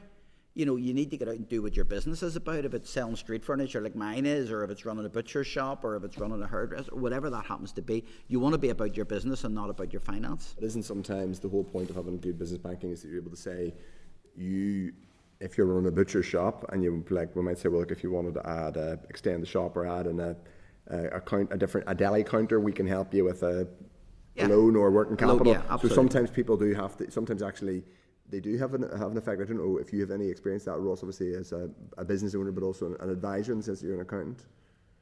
Yeah, I suppose, like, we obviously advise lots of businesses, and my experience goes back long enough to be doing this before 08, when, you know, there is definitely a transition. I couldn't believe that. You don't look that old, Ross. Thank you very much. I'll note that carefully. I'm bad here. But you know, the market has changed a lot. You know, where, you know, money and regular banking facilities were easy to get. They're not easy to get. Now, you know, the challenger banks will do open accounts very quickly, but they might just say no. That was not the case 3 years ago. So maybe if I just go through my journey a bit, because I can talk more easily about that rather than clients. But it takes some of that in. So whenever I set up my business in 2010, you know, we went to one of the big four banks. I asked for some debt to set up the business, which is consistent with what Alan said. I was told no, because I had no experience of management. But I was given a bank account very readily, and it took about 6 weeks to set up. We carried on for a couple of years, and then having to fund the business ourselves out of, in that case, I took a mortgage holiday. So effectively said, right, I'm not going to pay my mortgage for, I think it was 6 months, to allow me to cut my costs and effectively live on my wife's wage, in fact. You know, and that's the sort of thing that small businesses are doing at startup. The bank then contacted me 2 or 3 years later and said, would I like to borrow some money? And I said, but you've taught me how to operate without borrowing money. So as it happened, we then moved to another of the big four banks, largely to do with a better online banking facility. So that was about 2013. And that's one of the stories here. You know, the online facilities are really important to small businesses. They want to reduce the time they're doing their business administration, because they want to be making things, selling things. So online banking, that big four, was a better institution. We then moved to them in earlier this year when we were looking to do an acquisition. We went back, so again with no facilities throughout that period, we went back to that big four and said, we'd like to borrow money. We've never borrowed money before. We'd like to acquire this other profitable business. They said no. We then went to the other three. 2 were not very interested and 1 was quite interested. So as a result of a 12-year relationship where we've never been in default, never had debt, we've had to move, and we're in the process of moving. That process, now bear in mind we're a firm of chartered accountants, so we have access to skills that others maybe wouldn't easily. That process takes 3 to 6 months, really, to move all the bits and pieces. About 5 years ago, we decided, mainly because we get asked about this by clients so often, that we tend to, if there's a new sort of online product or we tend to test it ourselves. And if we survive it, then we are inclined to then say that's okay for clients. So we went with an online bank in parallel with our local big four about 5 years ago, and the bank fees are nil, so that's quite nice. It was really easy to set up. The application process took, I was going to say minutes, but certainly not hours. And I think overnight we had a bank account. and we now use that as a bank account for most of our trading, and it has a very good euro facility within it, which is an important component of banking for business in this part of the world. Yeah, of course. Which traditionally our experience of the Big Four is not good. Which is odd because the 3 out of the, well, all of them at one point, but they were all Ireland in some form or other at one point, but they weren't good at it, which is mad that you think they should be good at. And you know, it's a complicated conversation going into, you know, a bank like Danske Bank that's owned internationally to go, right, you can't do euros very easily. It feels an odd conversation, but like that's the reality of it, whereas the challenger banks are generally offering you a Google Exchange rate are very similar. And you pay, is it £2, €2 a month? It's a very low fee to have that extension on those accounts. So there's real advantages with those. However, the level of regulation they're under and whether they have the right checks and balance. And remember, and that's part of why I started in 2008, you know, we must remember Northern Rock and things like that. You know, people are in business to make money. Where that money is possibly in property, but mainly in the bank, hopefully, and therefore they want it to be secure. They want safe, secure banking. So that's important. They're not always comfortable with the challenging banks on that. You know, we have been subject to regulatory inquiries by the challenger bank we work with. I challenged them earlier this year, and they, on appeal, they then that was upheld, and we got a refund. This is the challenger bank that you use? Yeah. So they started inquiries, and this will be, this is, because they set up the bank accounts so easily, they don't do a whole range of checks and balances in the same way that you know, one of the local banks will do. What they have done, as they have been increasingly regulated, is that they have come back to their customers with a whole range of questions. Those questions are pretty much done, not quite by text message, but it's in-app. And increasingly uses AI and AI, but some of the questions, like to give you an idea, I was responding to questions for 6 weeks solid from that challenger bank. Until I sort of said, hold on a minute, I think this is using up too much of our time. I challenged it and it was upheld. So I think people present some of the challenger banks as it's all good. There are issues there too that need to be carefully considered. The bank debt that we did take out this year, we ended up paying a margin of 3%. I know that the challenger bank, with one of the local big banks, Big Four, if we had used our challenger bank, that would have added another 4% to that, but would have been readily available. The bank debt that we got is all secured through PG, and a key point of that is that in conversations with the banks locally, they are very unexcited about lending for trading businesses. They want you to be borrowing for a property, something that they can readily see, touch, secure. This is specifically local banks that they're more interested in. They want basically to be lending against an asset rather than to a trading concern. I was asked repeatedly, that business that you're buying, is there a building in it? Is that because of just their own anti-money laundering regulations, or is it? That's purely a way of securing, so that if the, you know, and this is a real bugbear for small businesses and medium-sized businesses, that where you know, lots of businesses don't have property. My company doesn't have any property; it rents its offices. You know, you don't have that security to offer, so they really, that dulls the interest considerably locally, and then they look for security. And this comes to Roger's point of, in fact, it would have been cheaper for me and my 2 other directors to probably just remortgage our houses, because that's ultimately the way the security mechanism works anyway.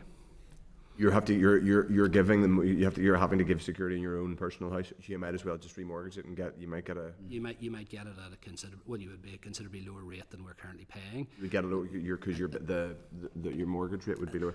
And that's what drives the stat of why small businesses go, I'll just take a personal loan. Yeah. It's quick and easy to get online, and then I put it into my business. Yeah. Because small businesses, the small businesses are an extension of them. Yeah. They see it as the same thing.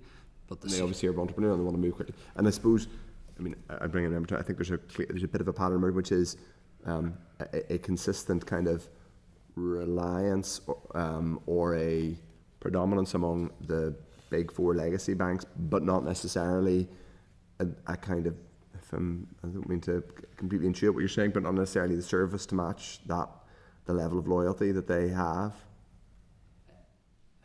I'm not sure the stats in terms of what local businesses, whether they use a local bank or a challenger bank, but I think the numbers of local banks being used is still pretty high. Yeah. And I think doesn't necessarily sound like from these examples that that the experience is always one of amazing customer service, shall we say? It's hard to see how it can be, because they're obviously trying to compete with these low or no cost competitors. So one way of doing that is to cut your service provision. But absolutely, we're probably in an unusual position because of what we do, but lots of small businesses are looking to their banks and others for advice. Yeah. So they want that. In shrinking that cost, then you're presumably, and I'm kind of putting words in your mouth, or I'm using them, you speculating in cutting costs precipitously. That would include bank branches, including closing bank branches. You are, in a sense, removing the arguable USP for a legacy bank, which is more bespoke service, local knowledge, relationships, in a way that a challenger bank, which can't offer that. You're to the. I think there's a tension there where which small business is not going to use online banking nowadays. Starting up, so you're a digital native in terms of therefore you're going to your branch less. But then which small business, particularly if you can think about the sectors, which small business is not getting some cash, which is why they have to go to a bank once a week, once a fortnight, and it tends to be a regular pattern. Or we do that on Friday, or we do that whatever to make a deposit. So there's a tension between needing to have somewhere to go and do that, but also wanting to use online facilities to lower costs and improve whatever, internet banking, shopping, whatever it happens to be. I'm going to ring in colleagues now. We've only got a couple of people indicating. So, Vice Chair. Thank you, Chair, and thanks very much for coming here to give evidence today. I just wondered then if you could give me that FSB generally on what the closure of localised bank branches means for the small businesses, and what the feedback in terms of your members has been on the use of banking hubs. I think that we go back to a statistic, which is that for every 10,000 people in Northern Ireland, X will start a business. In England, that's 2X, and in America, it's 5X. So our entrepreneurial appetite and the whole environment that we create isn't really what it could be or should be, especially if we're going to try and meet all the ambitions that the executive sets out in its programme for government and everything else, but to grow the economy, to create good jobs and everything else. So you can't look at one bit of it in isolation. So we need a good, I was going to say indigenous, but a good local banking system to provide the support, to provide the advice at the time the business needs it. And I was looking back through that 2013 survey there, and noticed that although within the dissatisfaction section, 60% of respondents stated that they'd actually considered switching providers, but only 9% actually went ahead and did it. And I think that maybe speaks to partly the difficulty of doing it, but partly also the putting a value on what they do have before they think about jumping ship and going to something that seems shiny and better elsewhere, because it didn't necessarily bring everything with it. I think we've got to try and make sure it's very difficult with banks because they are private businesses in their own right, and they have to make a profit and be accountable to shareholders and so on. But in some way, they also have a bigger responsibility to play their part to help everybody else to create that ecosystem. I think we're just in that space of trying to encourage everybody to do the right reason. That's why I said it at the start, everybody can influence the landscape, but nobody controls it. And even the FCA and so on doesn't control it. They have a very strong influence. But in terms of trying to get people to make the provision where it's wanted now and where it may be wanted in the future, that's a challenge. In terms of the banking hubs, I think we're getting cautiously enthusiastic reception for what is there. I think you have one in your constituency, don't you? If not two. So you're probably the expert. Could I ask you some questions? And I say cautiously, I think, because the concern is that they're being put in as a stopgap to allow the last bank in town to close. Yeah. And then what's the future of the hub itself? Yeah. And will its provision get diminished over time as well? So in theory, they ought to be a really good alternative, especially where there isn't maybe the population density to justify the provision we used to have. But if it's done right, and I think that's maybe where we can get a statutory influence on it as to what banking hubs should look like, that would be good. So FSB nationally had put into we did a report on high streets, and there's a section in there, I think you may have seen it, which focuses on, well, how could those hubs be maybe more formalised and better resourced and so on, so it's a positive and proper and almost statutory response to the fact that other people have left the field.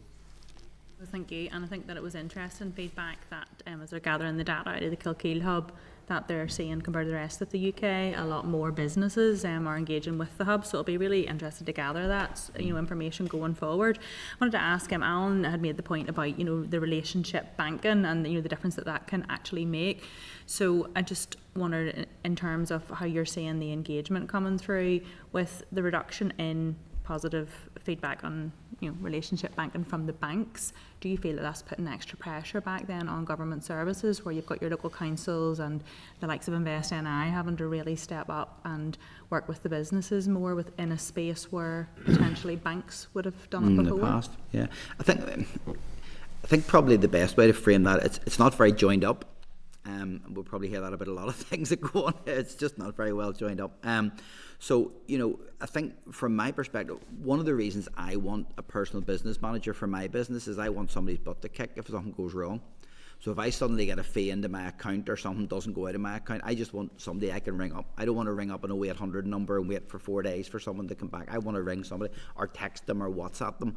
I'm in the privileged position at the minute I have that, but I know a lot of other businesses who don't have that. In speaking to the like of the Invest NI side and stuff, obviously Invest NI do a lot of really great work, but they only do really great work for you if you're a client. And most of the clients of Invest NI will either come from FDI or they'll come from people wanting to export. Now again, I'm in the privileged position. I am a client of Invest NI and we get a lot of help from them. But the help and advice they give is not in any way linked to the help and advice that banks will give. Another division of that would be like UK Export Finance, which would come through the DBT office, which is then hosted through Invest NI through to the bank. And once again, that's not very joined up. So I've had a few experiences in the past where I've wanted to borrow money to do export contracts, but I've actually ended up having the same conversation with 4 different people just to try and get them to talk to each other, because they all need to talk to each other, but they don't necessarily do that.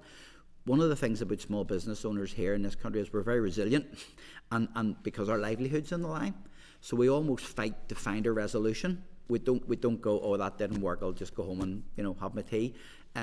We'll keep fighting at it to do it, and I think a lot of people have found solutions because they've fought to find that solution, but not everyone will do that. And not everyone will have the connections that I was privileged to have to be able to do that and to get those answers. So there is probably a piece of work around that whole umbrella that sits over that, as in, should you be if you're a business in Northern Ireland and you want to get into exporting, do you talk to your council? Do you talk to DBT? Do you talk to Invest NI? Do you talk to Stormont? Where does that actually sit? Because I think a lot of that, and the financial piece then almost comes after that, once you get an idea of what you need to do and how you need to do it, and what support there might be basically around that, And speaking to your earlier question with regards to the branch network, the branch that I banked with and one of the big 4 shut down and they moved me to another branch. It didn't actually matter. I never went anyway. It just happened to be somewhere where I used to live, and we use a different branch to it. But we've actually had instances over the last 24 months of FSB members where their accounts have actually been closed by their bank and a cheque sent to them for the balance of the money that was in their account with a letter saying we no longer want to have your banking facilities. Without any consultation? Without any consultation. Okay. So, and we know that, and we've also seen that across the UK, I believe, as well. Yeah, that's certainly something we'd very much welcome the committee's support on, is calling for the data to be published quarterly, so that on enforced account closures, so that we can actually get a proper and robust picture of what is happening, and then thereafter, what are the reasons for those closures? So just so as we can be much more open and transparent about it. Yeah, no, it would be really, really good if we could support getting that data. I think because I was just going to ask you in terms of quantification of that, like what sort of scale we're talking about. Because as you say, you know, it's not that easy to open a new bank. If you're getting a letter, say your bank's being closed, here's a cheque to settle it. Where are you going to lodge it at? You have to open a new bank account. You have cash flow issues in the meantime. That's very, very concerning. No, and thank you for bringing that up. You again mentioned there, Alan, about you just want to lift the phone and speak to someone when it comes to your business. Do you see any difference between the services in Northern Ireland for businesses accessing a person than the rest of the UK, or would this be a universal issue with not being able to get access to someone? It's hard to speak into that, to be honest with you, because most of my experience has been here, and certainly all of our members who we deal with our 6,000 plus members here, is local issues that we see. I think, as I mentioned earlier, because there's so much more opportunity to deal with different banks when you go across the water, and particularly in England and Wales, it's hard to say. I think it's probably some are better than others, and I think it's probably also to say some areas are better than others. So you've probably got a very similar idea where you're into rural and agricultural areas, which you're not going to get the same level of support if you're in London or Birmingham or Manchester, sort of thing, So, and I don't know, and I think, as Roger said, if we had more information collated in that, particularly around support from business managers or relationship managers, and also with regards to account closures for apparently no reason or no given reason, I think that would help us paint a much better sort of picture of the landscape of what that looked like. Flip side of that is, apart from account closures, it's branch closures, so that you're never dealing with a static or a constant. So the environment, the Consumer Council probably spoke to the number of branches that have closed over a period of time. So where you may well have a good relationship at the moment with your branch and the manager and so on, there, utterly out of the control of that branch and that manager, those premises may be closed and you may lose that link, and that's unplanned, it's haphazard, and it's deeply unsettling when it happens.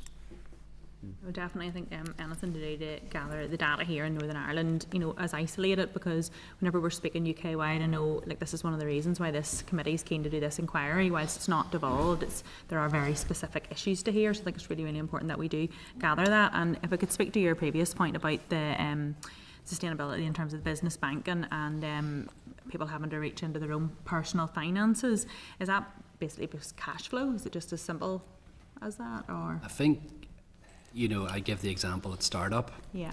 It's a conversation that is very common in our business, where we're speaking to someone who starts up. They had a job, they had a personal bank account, they've been brave enough to, take the leap and set up their own business, and they do that out of their personal bank account.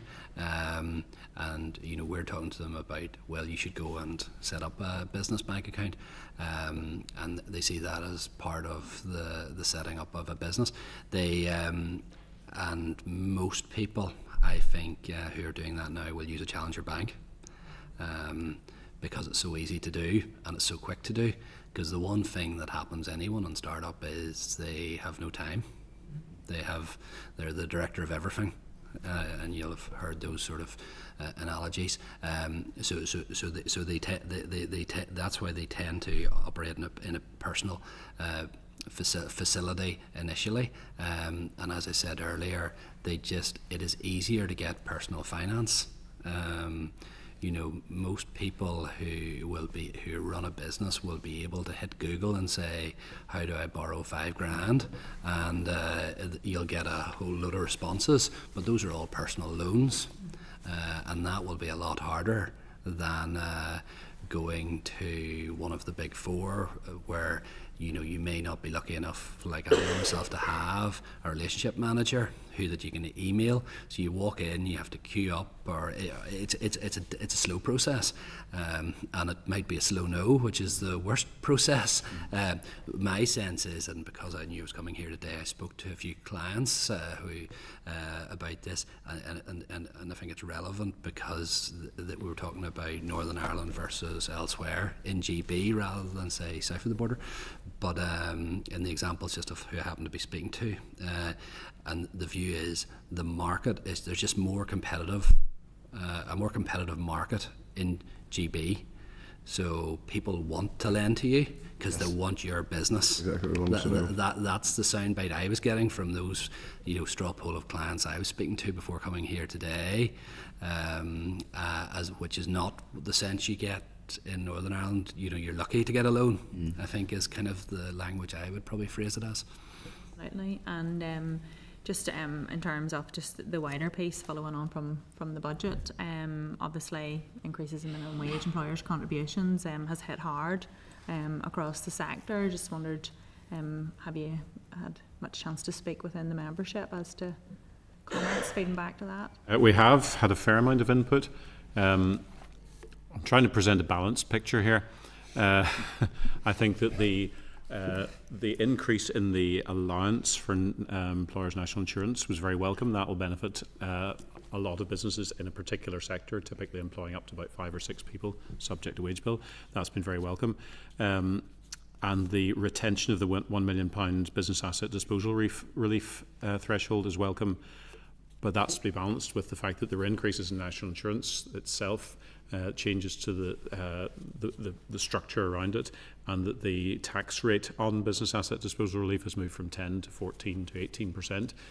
So I think it's different here as well, and this is again where we'll be calling on this committee, hopefully to echo our call with the executive, because in England this is the 4th year now that we're going into a situation where they've discounted rates for retail, hospitality, leisure and tourism businesses. It's been a 75% discount for each of the last 3 years. Northern Ireland had the money for that in the block grant, but didn't choose to deploy it on businesses. This year England, they've reduced it, but it's still 40% of a discount. That's a big win for small businesses in England. We'll get some money for that here. The question is the executive seeing the need amongst those businesses which are facing all of these other cost pressures from banking, from national insurance rises and all the rest of it? Are we going to do anything to assist them here to try and keep some of them afloat? Indeed, I think those are fair questions. Jerry Carroll, just conscious members as well, we do need to get on to our own budget briefing. We've a busy day today. But Jerry, members could be brief and brief answers, though fascinating evidence of this. Jerry? Okay, we'll come back to Jerry then to try and get through. Are we working okay? No, he's Jerry, no, sorry, yeah. Yeah, thanks. Just a quick question on sort of cash for only businesses, as was touched upon earlier on. I mean, I've had a sort of direct experience of wanting the option of using card in a small business, normally a corner shop, and they've told myself, I'm sure many others, that it's too expensive in general bank costs. I know you mentioned some of the different tiered levels of charges, and that's useful, but I mean, is there a rough estimate on what a corner shop and a small business is generally paying for sort of general sort of bank transactions, if that makes sense? I know for credit card transactions, if we take any credit card transactions, we have to pay 1.5% to the credit card company, and any money that's in. American Express cards used to be 2%. I think that's now down to 1.25%. That's one of the reasons nobody takes American Express cards. You know, so I mean, bank fees, I think probably a lot of it's down to negotiation with your annual, whenever your annual bank renewal comes in, Jerry. I'm not sure, Ross, if you know any more about that.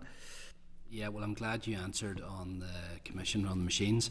You Northern Ireland, absolutely, the use of Amex is much lower, and that's to do with the higher fees.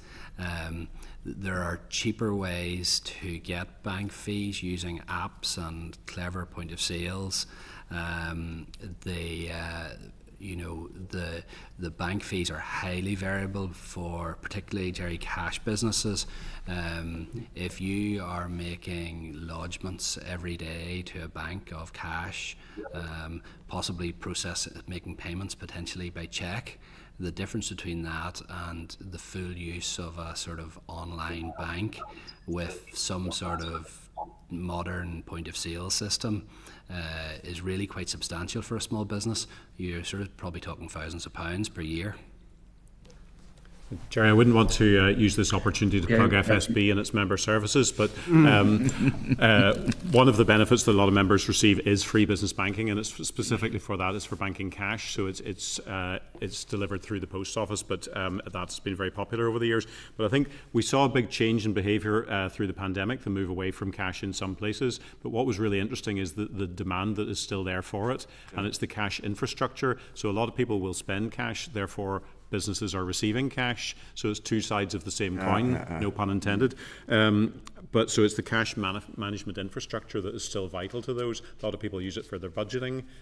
Businesses use it to make sure that they're getting, that they are getting paid properly and they've got the money in their hands. So I think it's got a major place still to play in the economy, Jerry. It just may be an evolving place. No, thank you. I appreciate that figure, Ross. I didn't realise it was in the thousands, generally speaking. Appreciate some variation, but that's useful. Thanks. I think, sorry, Jerry, and I'm saying that from an accountant who looks at accounts in terms of, whenever we review a set of accounts and we see if a small business with a sort of banking fees and charges of 1,000 or a couple of thousand, it's a collection of all those charges that they're gathering them up, and they are transaction charges. You write a cheque, that's more expensive than an online payment. You lodge cash, that's more expensive than your receipt by card. But whenever you see them collectively, it could be. It's for a small business in Northern Ireland, it's potentially a couple of £1,000. Okay, Judy Hargey. Yeah, and I suppose there's an emerging theme even from the presentation before around how financial power is used and who has ownership of it. And I suppose when you work in a global system, it's how we can shift that. And I suppose what role we can play as an assembly, local government, and obviously Westminster as well, and taking into account the kind of island economy. And we'd be keen to look at that. And the big issue at the minute obviously is financial wealth is held by a minority, but obviously local wealth is generated by workers and by local enterprise, particularly small enterprise here. So for me, I think there is an issue in terms of locality and population, that there are bigger stresses for us here than what there may be in other areas, as you say, competitiveness being one, and just having more, I suppose, people in the arena that you can, bargain with. So for me, it's just around, we would be keen to see, are there pros and cons, what different could we potentially do if you were creating something here? And these aren't unique, obviously. Scotland is now looking at a community wealth building approach. Wales are doing the same. There are local councils in England that are doing similar. And whilst there was a report done on it here in 2022, it hasn't really been lifted much further. So I'm wondering, because you've talked a lot about the local ecosystem and that issue of locality and kind of looking at local economic development and how we can recycle that wealth for the greater good within the locality. So what could be done, or what do you see as the challenges or opportunities in terms of building that ecosystem? What would be needed? Are there legislative changes? Are there policy changes and approach? We know the economy minister's obviously laid out a new economic direction. Is that the kind of direction of travel that you see as a good thing? Are there gaps in other departments and, local councils and stuff as well? And what would that mean by way in terms of, your membership? What is the support that would be needed? What does that advice look like? Are there skills gaps, and shortages, particularly as we will see a massive change in technological advances and AI and all of these things in the next decade? And importantly, the infrastructure there to kind of future-proof some of this. So it would be keen if you have thinking around that, and I suppose as we get into the inquiry to kind of get into a bit more substances of these issues as we're moving forward. I'd just kick off with a quick response first and let my colleagues fill in. So I suppose I, as head of FSB, really take my hat off to the members we have who've actually taken the initiative to go out and risk their own money and put their whole effort and their livelihood and life on the line to create a business. I'd say the rate of people doing that here is not high enough. So the answer to your question in many ways is just like a tapestry. There are so many stitches in it that eventually make up the picture. So we've done things like we've cut the funding for Young Enterprise. Now, Young Enterprise is a very good vehicle for starting the understanding, the initiative, taking the thought processes for people to go from where they are to think about starting a business as a route to their livelihood. The skills part you talk about, absolutely. Skills both to fit into other people's businesses and then potentially to go on and consider starting their own business. But there are the other things that the public sector, if you like, can do to really assist without a huge amount of cost. So things like prompt payment, paying the bills on time, because cash flow, which again is part of the issue we're looking at here, but cash flow is massively impacted by people just not seeing the need to pay bills on time. And I know there's a lot of effort, a lot of thought and comment being raised in the Assembly about this in recent times, which is really welcome. That's one of the measures. But the business rates that we touched on there as well, they're a huge upfront burden on somebody thinking of starting a business. As soon as they go into premises, they've got to pay that bill, whether they've got any money coming in from any sale or for their own wages or anything else. They've got to pay the rates to the government. So we've got to think, how can we be a bit more entrepreneurial as an administration, as a society here to encourage that? Two final points. One is around infrastructure, and it's linked to my final point, which is about speed. We have infrastructure projects that, people are now retiring who were in the early stages of proposing those infrastructure projects, the York Street interchange, the A5, the sewage system for Belfast. We can all reel them off because they're so familiar, but they haven't moved. It's a glacial speed. And how do we expect people then to think, I'm going to go out and start a business in the midst of that? And we were doing a piece, and funny enough, it's one of our local banks. It was Northern Bank as was, but they ran a series on their banknotes. So the £10 note was John Dunlop, an innovator who created something that went on then to become a great business that had a global impact. Harry Ferguson on the £20 note, he created the 3-point linkage in the tractor. The £50 note was Struthers on the air conditioning, and the £100 note was Sir James Martin with the ejection seat. All people, and then there's Frank Pantridge.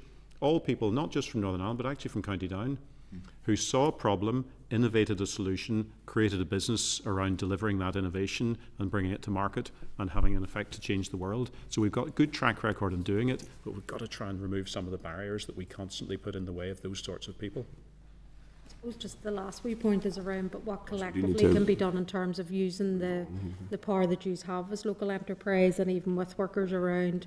Because I suppose if those innovators had to come now, maybe the bank wouldn't have lent to them, or those who hold the financial power. So what can you do collectively in terms of that bargaining, around competition, around them changing their habits in terms of where they put risk and where they don't? Because at the minute, obviously, they're risk averse compared to maybe across the water or even in the south. So is there more that could be done collectively? And, what can we all do collectively then to challenge the current system as it is? I think, I'm conscious that I'm somebody who set up a business from a spare bedroom, and it's now in the city centre. So, people are setting businesses up, they're working hard at it, they're taking risk, and, some people are having success and some unfortunately aren't. That's just the reality of it. I'm very conscious because I was looking at it this morning. As a American management consultant, Peter Drucker said culture each strategy for breakfast, lunch, and dinner. And I think I'm conscious who I'm speaking to in terms of we need to encourage people. And that needs to be throughout everything we do. That needs to be what we take to the banks locally, that value is created through people taking a risk and hopefully being successful. You only have to look at the valuations of the largest companies in the world in America to go, those are entrepreneurial successes. They'll all have had roadblocks and many roadblocks, but people had to get on and do that. We've had a budget in a week ago, which really is very difficult for small businesses. And many of established businesses, small and medium businesses, are reeling from that. But that won't stop entrepreneurs out there with an idea doing something. So we need to talk about it positively, and in everything that we do and write, is my view. Paul, we're conscious we have an expansive cat which we wanted to have, but we are just to clarify, you talked about the difference between your card payment businesses and then your cash going to the bank businesses. You said it was £1,000 a difference. £1,000 more expensive to have a card machine. Is that no cash? Cash. And I know there's been a lot on social media and all sorts of things about cash is cheap. Cash is only cheap if you don't go to a bank. And you collect money and then you pay out suppliers from that. Certainly that's not how most businesses are run. They get their cash and they put it somewhere safe, which is a bank, and then they pay out suppliers from the bank. Yeah. That's more expensive than the card transaction model? Yes. Right, okay. I asked a question of the Consumer Council about my concern around availability of choice in consumers paying for services and goods, because I've seen the trend where it was mostly card payment only. but now we're seeing maybe a slight trend, and it's anecdotal on my part, life experiences where it's cash only, and some specific businesses with cash only. What's the trend? Do you have any sort of grasp of the trend with regards to the worry I have is the loss of choice, the lack of choice between cash and card payments, and going to one or the other? Is there any sort of trend? Yes, I think it's matured, I think is probably what I would say.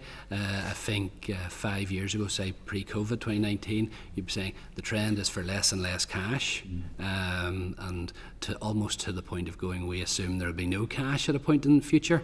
I think that has reversed quite a bit. You know, and Roger made the point about people just going, if I have £100, I know I've got £100, I'm budgeting for £100, and that's what it is, and I've got it in my pocket, and I can, you know, once you get into, particularly with a complicated world of personal finance, where money can come in, credit cards and all sorts of things, you know, people find that difficult. So I think cash is here to stay. Small businesses are choosing to operate in cash for various reasons, but cash is not disappearing to nothing, and it's needed for a whole bunch of reasons. I think there was a trend towards what they would term a cashless society, until people actually understood what that meant, and then all of a sudden they didn't want it any longer. You know, so the issue around the unexplained account closures, something that intrigues me.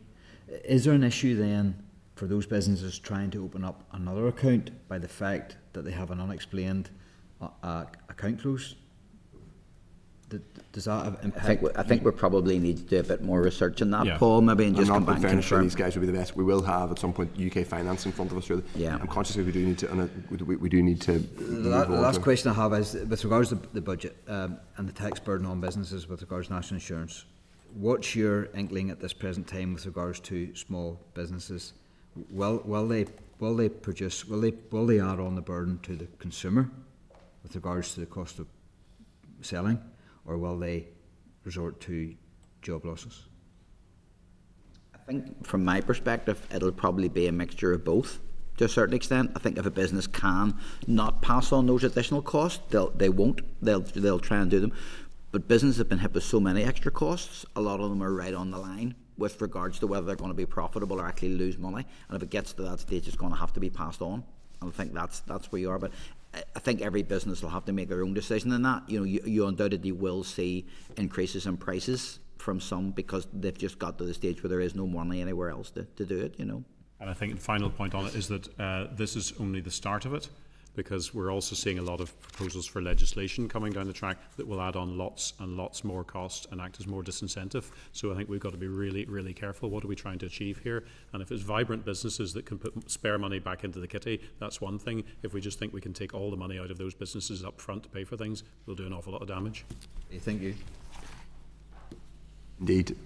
We would like to continue talking to you about the financial services piece, because there's clearly lots more evidence. You could tell by the nature of that conversation, lots of questions, very good answers. Thank you very much for sharing your experience as well as the policy perspective. We also want to continue to hear from you on some of the budget questions, including non-domestic rates and potential policy levers. So we may seek more input. We may look at an event around that. We members will have a chance to talk about that next week at our strategy session. So we can talk to you in more detail about it then. Very happy to participate in whatever you can. We're really keen to get your input on that. Thank you very much, Roger, Alan, and Ross. We really appreciate your time. Great. Thank you. Thank you very much indeed. Thank you. Now, members, we are quite far behind schedule, but that was, I suppose, for the good reason that we had an engaged session. We have now got a very important evidence session, obviously in the context of the post-budget period. If you turn to page, and obviously Hansard, if people are content, will record this briefing, as always. If people are content, we will, if people are content, Hansard will record, that's fine. If you turn to page 351 of your pack, we have a briefing document, multiple briefing documents on the next session, including a summary of the Chancellor's statement provided to us by the Department at page 362, House of Commons research paper on the budget, which is at page 366, a copy of the Minister's oral statement on public expenditure and the outcome of the Chancellor's statement at page 417, That's all extremely useful. We welcome and thank you for your patience. Joanne and Jeff, Joanne McBurney, who's Budget Director at the department, and Jeff McGinnis, who's Head of Budget Sustainability. Given we've taken up quite a lot of your time, feel free to make a brief opening statement. But if you're also happy, we could just go straight into questions because we've seen a lot of it. Is there a brief statement you wanted to give, Joanne? There's a brief statement, but I'm equally happy to give it a miss. If you want to give us a couple of very brief headlines, that would be helpful. And that's not me being that's not me being unhospitable. It's just simply that your answers are always very useful, so we want to get to them quickly, and we've held you up long enough. Okay. So give us a brief. Probably nothing in my opening statement, Chair, that you won't already know, but I'll just summarise it quickly. So, as you know, I've got Jeff with me who'll be able to answer any questions regarding budget sustainability work.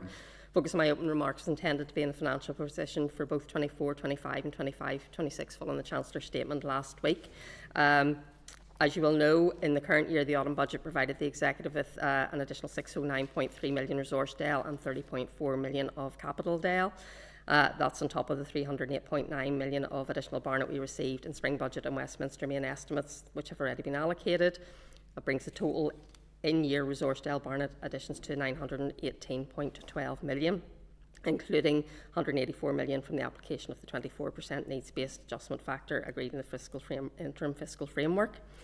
While the funding is very welcome, it doesn't address all the pressures that departments have reported, meaning they will have to make savings or may not be able to do everything they wish to do. With the funding envelope confirmed last week, we're now working at pace to provide departments with additional allocations as soon as possible. Turning to 25-26, the Chancellor's announcement last week also reflected Phase 1 of the multi-year spending review 2025, which will conclude in the spring. The 609 million of Barnett resource DEL Barnett consequentials in the autumn budget have been included in the Executive's baseline for 25-26. However, the capital DEL baseline reflected the earlier main estimates position. On top of that, the Executive received an additional 601 million resource DEL and 270.8 million capital DEL through the Barnett formula, with a reduction of 4.6 million to the financial transactions capital. As a result of the interim fiscal framework, the needs-based factor has also been applied in 25-26, meaning the funding provided is 248 million higher than it would otherwise have been. The capital borrowing limit has also increased from 220 million to 225.7 million. Excluding the borrowing, that brings the total additional funding provided as a result of the interim fiscal framework to 431.4 million. Including the restoration package, the Executive will also receive Barnett funding of 668.7 million resource DEL and 91.6 million capital DEL. This brings the Executive's 25-26 DEL to 18.2 billion, comprised of 16.1 billion resource DEL excluding depreciation, 2.1 billion capital DEL and 57.6 million of financial transactions capital.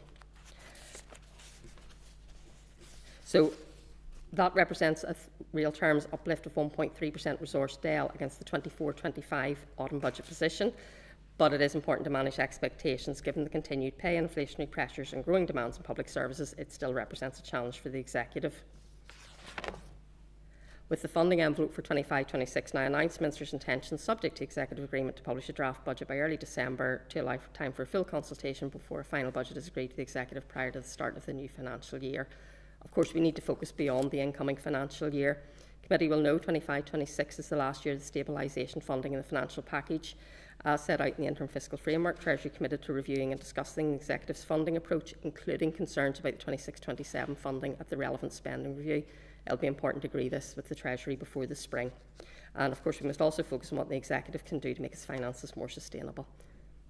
Thank you very much. Admirably, you got the assignment, as they say in Gen Z, in terms of a brief overview. Thank you, Joanne. Can I ask, first of all, and obviously members do indicate she just come in, I've got a few names already. In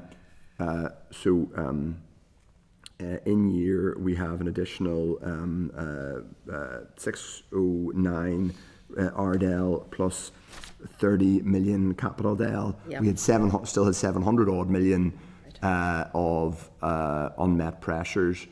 What is the position now in terms of unmet in-year pressures?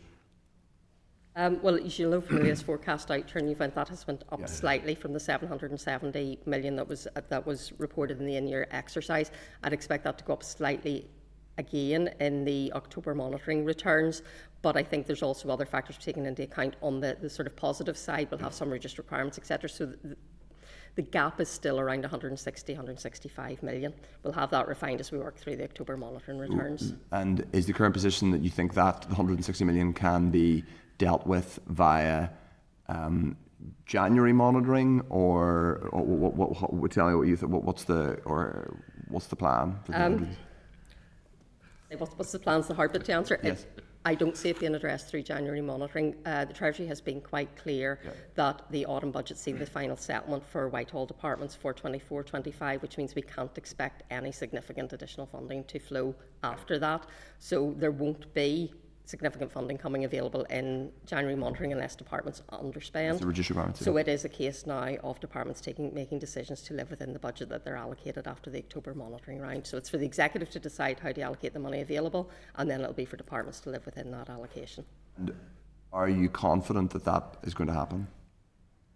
Which part? The living within their means. Are you confident that they will be able to live within? At this point, it comes down to, I mean, it's too late really to stop doing anything, and departments have been very clear they've taken very significant decisions to manage it down to that level of pressure. So it comes down to now looking at the discretionary spend that's available and choices between doing things and funding pay, and that's what it comes down to at this point. I can't say with any clarity whether individual departments will manage it. What I will say is that the consequences of not managing that budget are extreme. We will get any overspend this year, taken off us next year, and although on the face of it next year looks like it's a good healthy budget settlement, it won't go far when you're looking at the inflationary pressures we're facing. So departments really do need to manage within their budgets this year. Also, the 559 reserve claim, which will be written off, will be at risk, and the Chief Secretary of the Treasury has been quite clear about the conditions in the financial package were a balanced budget for 24-25. If there's not a balanced budget, meaning you have to make another reserve claim, or even, I presume even that balanced budget, that doesn't preclude use of the budget exchange scheme? No, it doesn't. No. It preclude. It basically means we have to live within our budget for this year. Now, if reserve claims, and I know the Minister mentioned in her statement the potential for a reserve claim, or to try to negotiate reserve claim for exceptional items. If we manage to negotiate that with Treasury, then obviously that will still represent a balanced budget because we have negotiated that with Treasury. Okay. It's if we overspend, I suppose, without Treasury's permission, that's where the issue arises. Obviously, they will look at the specific rationale for individual overspends. Okay, just on one specific point, which I wanted clarity on, which is around Barnett's in relation to business rates measures in England and Wales. I genuinely am intrigued by this. If you look at the scorecard for the Exchequer impact for the business rates, the 40% relief. Now, there was previously a 75% relief in England and Wales. That moved to a more targeted 40% relief. Now, we've never, because we have a different rate system, but we have never made the decision to extend the full, the equivalent rates relief for business here. But the way it scores is it's a cost to the Exchequer. So it's a cost to the Exchequer of 1.75 million, 1.7 billion basically in 25-26. But what the Minister said was that it's a negative Barnett, meaning we lose money. Yes, we lose money because of the way the Treasury have handled the baseline. So, as you rightly said, we got money in 24-25 through the Barnett formula. That was based on the 75%. They've now dropped that to 40, so it's costing less. So therefore, we've got a negative result of that reduction because it's in our baseline and then it's been reduced. That's a negative for 24-25. No, it's a negative for 25-26. So 24-25, we'd have got the Barnett that we'd received so far in 24-25. I'm sorry, I don't have the figures in front of me for it. But the Barnett we got in 24-25 has went into our baseline. Okay. And then our baseline, and as you have said, it wasn't affordable, and I'm not the expert on the difference in the tax basis. I didn't say it was affordable. Well, you didn't say affordable. I'm saying it wasn't affordable, and I'm not the expert on the tax basis. But the decision was taken not to do that. I would say that it wasn't affordable given we're still facing 770 odd million of pressures. We're at the position we're at in 24-25 now. Departments will have pressures on top of that next year. Yeah. But while the Barnett was in our baseline at the 24-25 levels, that has then been reduced in 25-26 because the support in England has reduced from 75 to 40. So overall terms, we got a minus 79.66 reduction in relation to business rates. There'll be a number of factors in there, but I'll include that reduction from 75 to 40. Instinctively, it still feels odd to me. I mean, I might not be on it, even at the baselining. I just don't see how they can score effectively 2 billion, because you add on another 2 billion's worth of business rates measures in England and Wales, and actually more, because then they have this freezing the multiplier measure and it accruing no Barnett to us at all. It seems because the Barnett's already baked into our baseline, so it's baked into our baseline at 75%, and then it comes down to 40%, so it's costing them less. So I suppose it's a different way of looking at the same figures, but it's the fact that it's just so if you look at it that way. I need to go and study it more about myself, so I can, but I'm still not totally clear on it, but thank you for that. Just on a couple of other points, one of the major changes is agricultural funding. So for the first time since, I don't know, the 70s, single farm payments are not ring fenced, or farm payments in general. That means they're going to be part of the normal DEL budget process. Right. Does that mean for 25-26, the main source of agricultural funding will have to be funded out of our DEL, along with schools, hospitals and everything else? Yes. We did get the 24-25 amount into our baseline, so we have got the funding at the 24-25 level going forward baked into our baseline now, but yes, it will have to be funded alongside all of those other pressures, so it will be for the executive to decide on the appropriate level for funding, and it will be competing. There's obviously no guarantee though that will then be uprated and it'll just be part of the block. We'll just get Barnett in the normal way for what they spend in England. Now, there was no inflationary uplift between the 24-25 levels and what went into our baseline for 25-26, and now it's in the baseline. We'll just get Barnett on spend in England in the normal way. Okay, and then a final one from me, I'll bring in members. When are we going to get an October monitoring round? Well, as I said earlier, we obviously only found out the final settlement last week, and as you'll know, department's returns were due on the 25th of October, so we're now working at pace to get those proposals to the executive as soon as possible. Okay, thank you. I'll bring in members. Diane Forsyth. Thank you very much, and thank you both for being here today. I wanted to ask around the overcommitment figure. So it was noted as 770 million, but in the Minister's statement, she noted that the overcommitment figure did not include the costs of exceptional items like the PSNI data breach, holiday pay and McLeod. Yep. Have we an estimation of how much the total of that would be? We don't have a figure for the overall total. Department of Justice have put some rough ballpark figures around. Well, I say they're ballpark, they might say they're more certain. But other departments, McLeod, injury of feelings and the holiday pay will affect more than one department.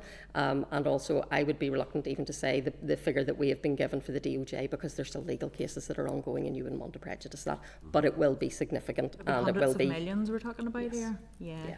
So it was I was just concerned. So obviously in the reading of the Minister's statement, she's talking about this overcommitment figure of 770, of which we've got 609 to offset, leaving us 165 million outstanding. So if we're going to have another couple of $100 million onto that, that's not included in this overcommitment. The Minister has mentioned that if the were to crystallise in 24-25, they might be funded through a reserve claim, but the Treasury have indicated it's going to be through settlements. I was wondering, had you any indication of how likely there was to see a crystallisation in 24-25 of any of these? I have no idea how likely they are to crystallise, and it may be that some crystallise and some don't. So I couldn't put a percentage on it for the likelihood of it crystallising. What I will say is the Minister has said that she will negotiate a reserve claim, and I do think that they do fall within Treasury's definition of something you would seek a reserve claim for. The Chief Secretary of the Treasury did say, given the significant amount of funding, their starting point would be we should meet it within their settlement, but he did say it open to conversations. So I think those are conversations, as the Minister has said, that we would have, because the Barnett we have received is indicative of the pressures that are facing Whitehall departments. Our departments are facing similar pressures. These are things that sit outside that. So I think it's right that we would seek a reserve claim for them. Oh, absolutely. And if they weren't to crystallise in 24-25, would we expect them in 25-26? I think a number of these have been ongoing for a while, and there is uncertainty around that timing, but we are getting to the point, I think, where they are going to start crystallising. No, absolutely. Thank you. And on to 25-26, so much has been made of this extra £1.5 billion. But as you sort of mentioned in your opening remarks, we've got a lot of other things built into that, and obviously everything has gone up, so they're saying it's the highest amount of money that Northern Ireland will ever have got before, but you would expect that in terms of, things have gone up with inflation. And I was wondering if you had an idea that once we've taken account of the roll forward of the increase in public sector pay and other things that will be happen to be built into the baseline for 25-26, how much of that 1.5 billion is actually extra money on top of what will be committed to at the opening of the year? I haven't factored in the pay because obviously decisions have to be made in the pay, but what we have looked at is we've compared 25-26 to the outcome for 24-25 following the autumn budget on the basis that if that is what departments have for this year, it seems reasonable to compare the two. Without factoring in the farm payments, it's 900 million higher on Resourcedale, but if you take off the farm payments, that's 600 million. Now, if you start on top of that, if you look at what pay awards are likely to be and the inflationary pressures, plus the cost of other things where the executive has committed, such as victims' pensions, HIA, truth recovery, welfare mitigations, etc., you're not going to be long eating through that 600 million. Definitely not. It's just, in terms of it, people think when there's an extra 1.5 billion pounds, I think it's just important that we're, clear and real in terms of we're not looking at just handing out an extra 1.5 billion pounds next year. So I appreciate your clarity on that. And just finally, in terms of the increase in contributions for national insurance and the impact on different sectors of employers, I was wondering, have you commissioned any review or in partnership with any other organisations as to what the impact is likely to be on different sectors or parts of industries in Northern Ireland? PSD haven't, and I'm not sure if Strategic Policy and Reform have done. PSD's focus is on the public sector. I'm not sure if SPAR have. They may do, or they may have done, or they may be looking at that. I honestly couldn't say. But I mean, there will be an impact. It's undoubtable. It didn't go out as much as it was feared, but there's still going to be an impact on small businesses. Oh, obviously, and the Minister had said that, Treasury have offered no support in terms of public sector paying the contributions there, and just concern on, wider arm's length bodies. And, I was speaking to NICFA this morning in terms of honouring community sector, and they've already started looking into, the impact on their sector. So if it was possible, it would be good in terms of the department to be able to link with bodies like that who are already commissioning the research. Treasury have said that they'll provide support for the public sector, but we don't have details of that yet. And there is depending on how they do it, those discussions are ongoing. We'll be kicking those off in the coming weeks. There is a risk that if they were just to apply Barnett against what they give Whitehall departments to us, that it won't go far enough even for our own departments because of the difference in the sizes of our public sector. So, Thanks very much. Thanks. Okay, Jerry Carroll.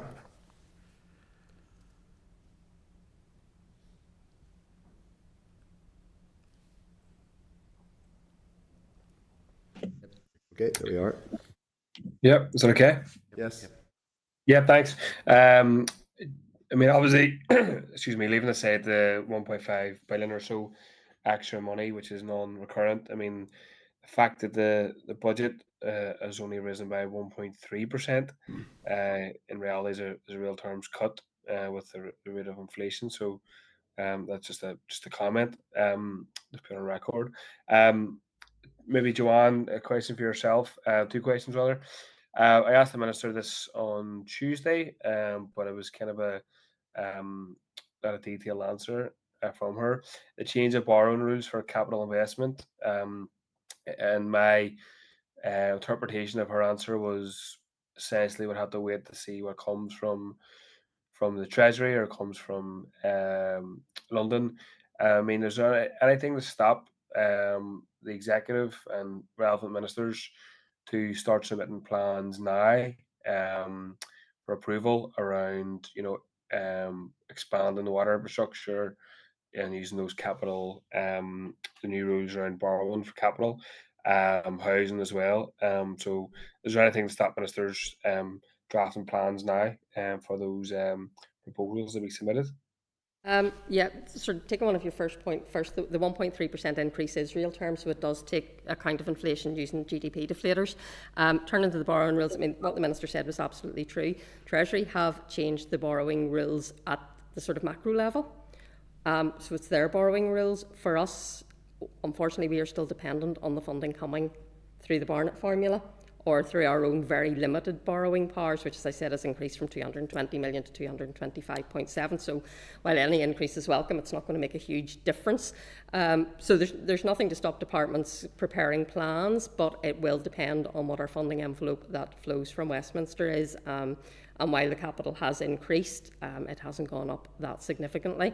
So why the Minister said we have to wait and see what they do, because it will depend, I would imagine, on the next phase of the spending review when we see what their longer term capital are, and if they start putting money into infrastructure, we will get the Barnett on that, and that's when we might see the benefits of that change in rules.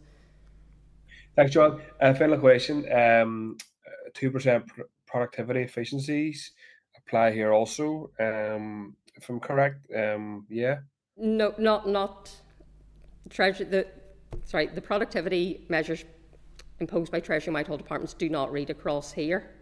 Okay. That's a matter for the executive. Now, what we would say is when you're facing constrained finances, when you want to do more things, you have to look at doing everything more efficiently. But the target certainly does not read across. It's for the executive to decide how it's completely counterproductive for people to do that. Thanks for your answers. Okay. Nicola Brogan. Nicola.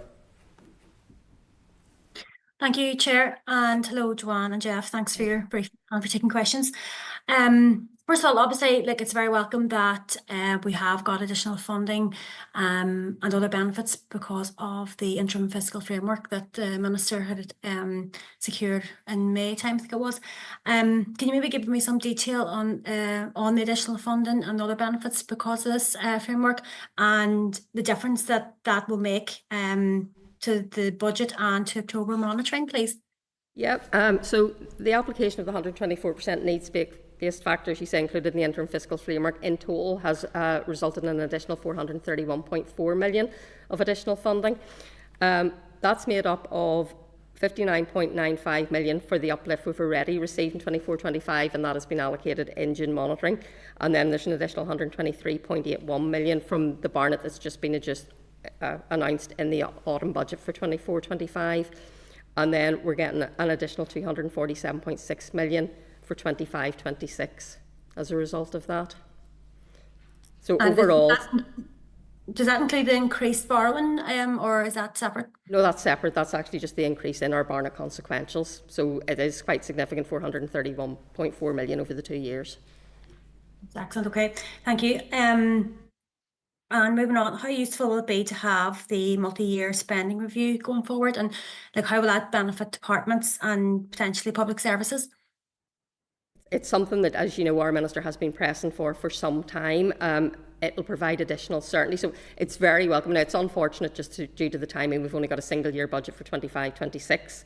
But we'll get the 2 years in the spring, which will allow us hopefully to do a 2-year budget. And then after that, they're going to do the rolling budgets, which will allow us to do 3-year budgets. So it's very, very welcome. It'll provide certainty for the executive as a whole and for individual departments to allow them to plan. And hopefully that certainty can also be passed on to bodies their funding. So it's very welcome. And hopefully it's a very positive move. So will there be one more annual budget for 25-26 and following that, you're hoping for multi-year? That would certainly be our intention, yes. Okay, great. I want to go back as well to the point the Chair had made about the agricultural funding. I also sit on the ERA committee, so we'll declare an interest there. But obviously this is it's really, really concerning for farmers and the likes of ourselves who represent them, and those are trying to balance the books when it comes to payments for the single farm payment for farmers and fisheries as well.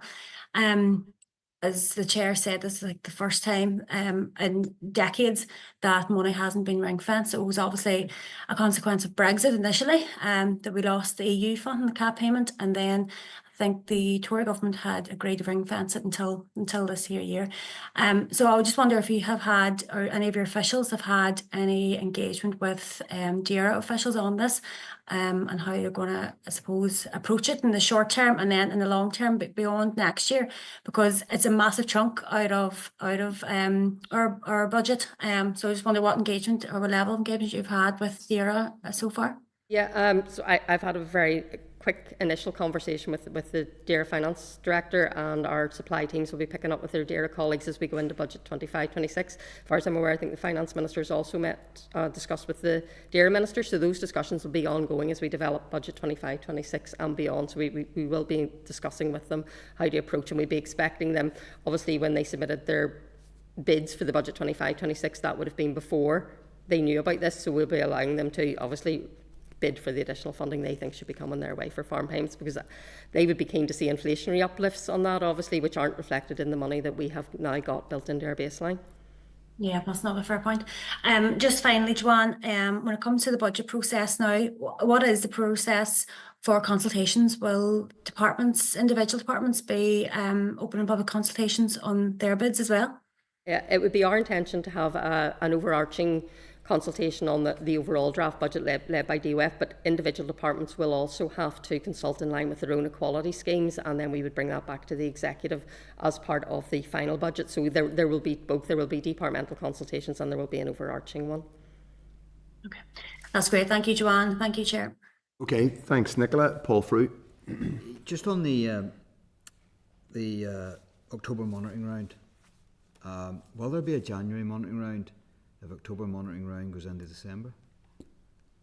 There will be a January monitoring round because we need to finalise departments' positions for the supplementary estimates, and while the funding may be limited, there are always some technical adjustments, etc. So we would intend to have a January monitoring round, and I would hope that the October monitoring round doesn't run into December. Can I ask about the national insurance business increase? I'm really concerned. I do think this is a really bad mistake by the Labour government, but they have promised support for the public sector. My concerns around the arm's length bodies and how they get support, the public sector support, but more notably GP surgeries, because they don't sell they don't sell a product that they can pass on costs. They provide basically a healthcare service, which is a government service. So is there any thought processes currently turning around how we'll actually be able to support GP surgeries? And I'm sure there's other services out there that's similar to GP surgeries, which I just can't think off the top of my head, that probably will need similar support. I mean, I'm sure that the Department for Health is considering what support can be provided to GP surgeries. We are still waiting to hear what the public sector support will even be in that. Affordability is going to be an issue for the executive, but individual departments will be looking to their arm's length bodies and their vulnerable community sector and people who they fund to look at what support can be given. But, you know, our hands are tied in some ways on this, and the affordability will undoubtedly be an issue. I mean, one of the things is that it's also an issue for English GPs. So the government there, if they're doing something for GPs in England, then they should be doing something equivalent for us. Yeah, it just strikes me that whilst I do think, you know, I like to see a small government with regards then a big third sector doing the stuff that government couldn't really do well. GP surgeries basically is a principle of that, but so is the third sector, and so then is also the arm's length bodies that we fund in order to do that service for government. But it just strikes me that if there's going to be a breakdown in society, not to be alarmist in the shape or form, but if there's going to be a breakdown in services that help society, that's, you know, you could be seeing a whole raft of GPs handing in their licences. They're already pressure in that regard, but this could just tip the scale. I mean, I think as Jeff says, we need to see what happens in England and how that factors into what we get as well, and what we don't even at this point know whether we would get Barnett on it or whether there'd be separate discussions and negotiations with us. We haven't got to that stage, so we only found out about it last week as well, and we're just still working through the detail. And as I say, departments will be working, I would imagine, with all of their arm's length bodies and bodies that they fund to see what the pressures are and how they can go about providing support. Thank you. Okay, thank you. If any other members wish to come in, please indicate. I just wanted a couple of quick points I wanted to raise with yourself, I guess specifically, but both of you, around the budget sustainability plan and where we go from here. So we've talked about the budget. The budget sustainability plan has been published. What are the next steps? I'm not, I have to say, entirely clear on what happens next. So in terms of our next steps, obviously we have a relatively small team working on this, but we are making kind of progress in two specific areas: the budget improvement plan, and also then the departmental 5-year plan. So we're developing roadmaps for both of those, which we will speak to the Minister about, and once we've got her approval, we'll provide you a copy of those. Those will contain some short-term measures and some kind of longer-term measures in terms of the direction where we're going.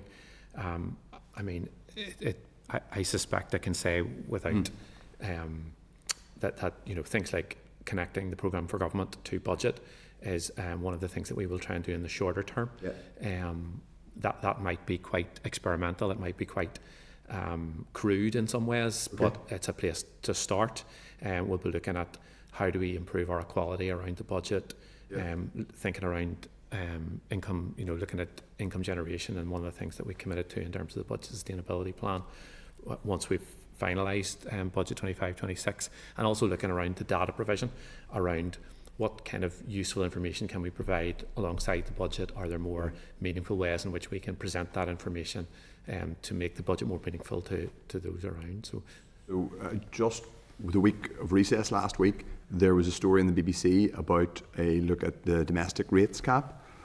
And it appeared that the Minister was signalling an intention to, it wasn't entirely clear, to change, lift, raise, taper that. Has that been brought to the executive? Is it going to be brought to the executive? It isn't our area, so we really couldn't comment on it. That's not just because the budget sustainability plan did contain areas of potential income generation. So that's, I guess, why I'm asking. Yeah, and I understand that is kind of ongoing and could be brought to executive in the near future. Okay. So the bit of the budget sustainability plan which is about potential income generation, revenue raising, changes to the rate system, or indeed, it's everything from more substantial. But so it's worth saying that the annex with the table of potential ways to make money, raise revenue, those aren't committed policy interventions. They are possible things that range from charging a bit more for ordnance survey products all the way up to more substantial changes to the rating system. What I'm trying to ascertain is, what is the process by which we will find out whether the executive is doing any of those things? Whenever we're kind of looking at the budget improvement plan, we'll be looking at an income generation and looking at that kind of strategic view that will be done post budget. So one of the things that kind of curtail ministers in terms of making decisions on those things is understanding their wider position. Sure. So it's really hard for a minister to make very specific decisions about income generation without knowing what their budget envelope might look like. Yeah. So those final decisions, whilst they're published in the budget sustainability plan as this what might happen, those final decisions will not be taken until we're deep into that kind of process of the budget. So it might be at just post-draft budget stage. It might be kind of around final budget stage where ministers then realise what their final overall. It wouldn't necessarily be in the draft. They wouldn't necessarily bring forward proposals for the draft budget. No, not necessarily. Wouldn't that be the obvious place to do it and then consult on it? I think if we were looking at this kind of in a longer term pattern, that will help to do that. But I think at this moment in time, we don't have that idea of what our budget envelope looks like. So I think it's you know what it is for 25-26 at a macro level, absolutely. But it's really important for ministers to understand what their budget looks like. So, for instance, if it's the DAERA minister, they may do something on income generation if they need to make up the kind of, if they don't get additional funding for foreign payments, for instance. Yeah. So there's a little bit of chicken and egg to this. Our first a complicated chicken at the minute, I'm afraid. Our first point of call at this one is, let's see what happens in terms of how ministers make decisions. Let's have a review of that, once they've made those decisions, and see how we can then improve the process going forward, so we can get those decisions made earlier in the process, or maybe provide additional support to ministers to help them make those decisions earlier in the process. There is no specific commitment or plan in place to have. There's not definitely going to be any further measures based on what was in that annex. Those are just possible decisions that may be made at some point in the future. So those are possible decisions for 25-26. They're likely to be made. We're not sure of the degree of which they'll be made, and that's where ministers will make those final decisions once they know their envelopes. So that's really a very initial tentative options paper. Yes. Okay. I think I understand it a bit more, albeit it is an extremely constipated chicken, and I am slightly unclear as to whether and when any actual decisions on further revenue raising or rates reform is going to be made. But it's helpful to understand exactly what the position is. The intervention last week appeared to be a statement of policy intent. see you didn't make that as the minister, but I guess it wasn't policy intent, it was something else. At that note, any serious wishes to come in? Thank you very much. We look forward to hearing you. Obviously, that was really fulsome. Thank you, Joanne. Thank you, Jeff.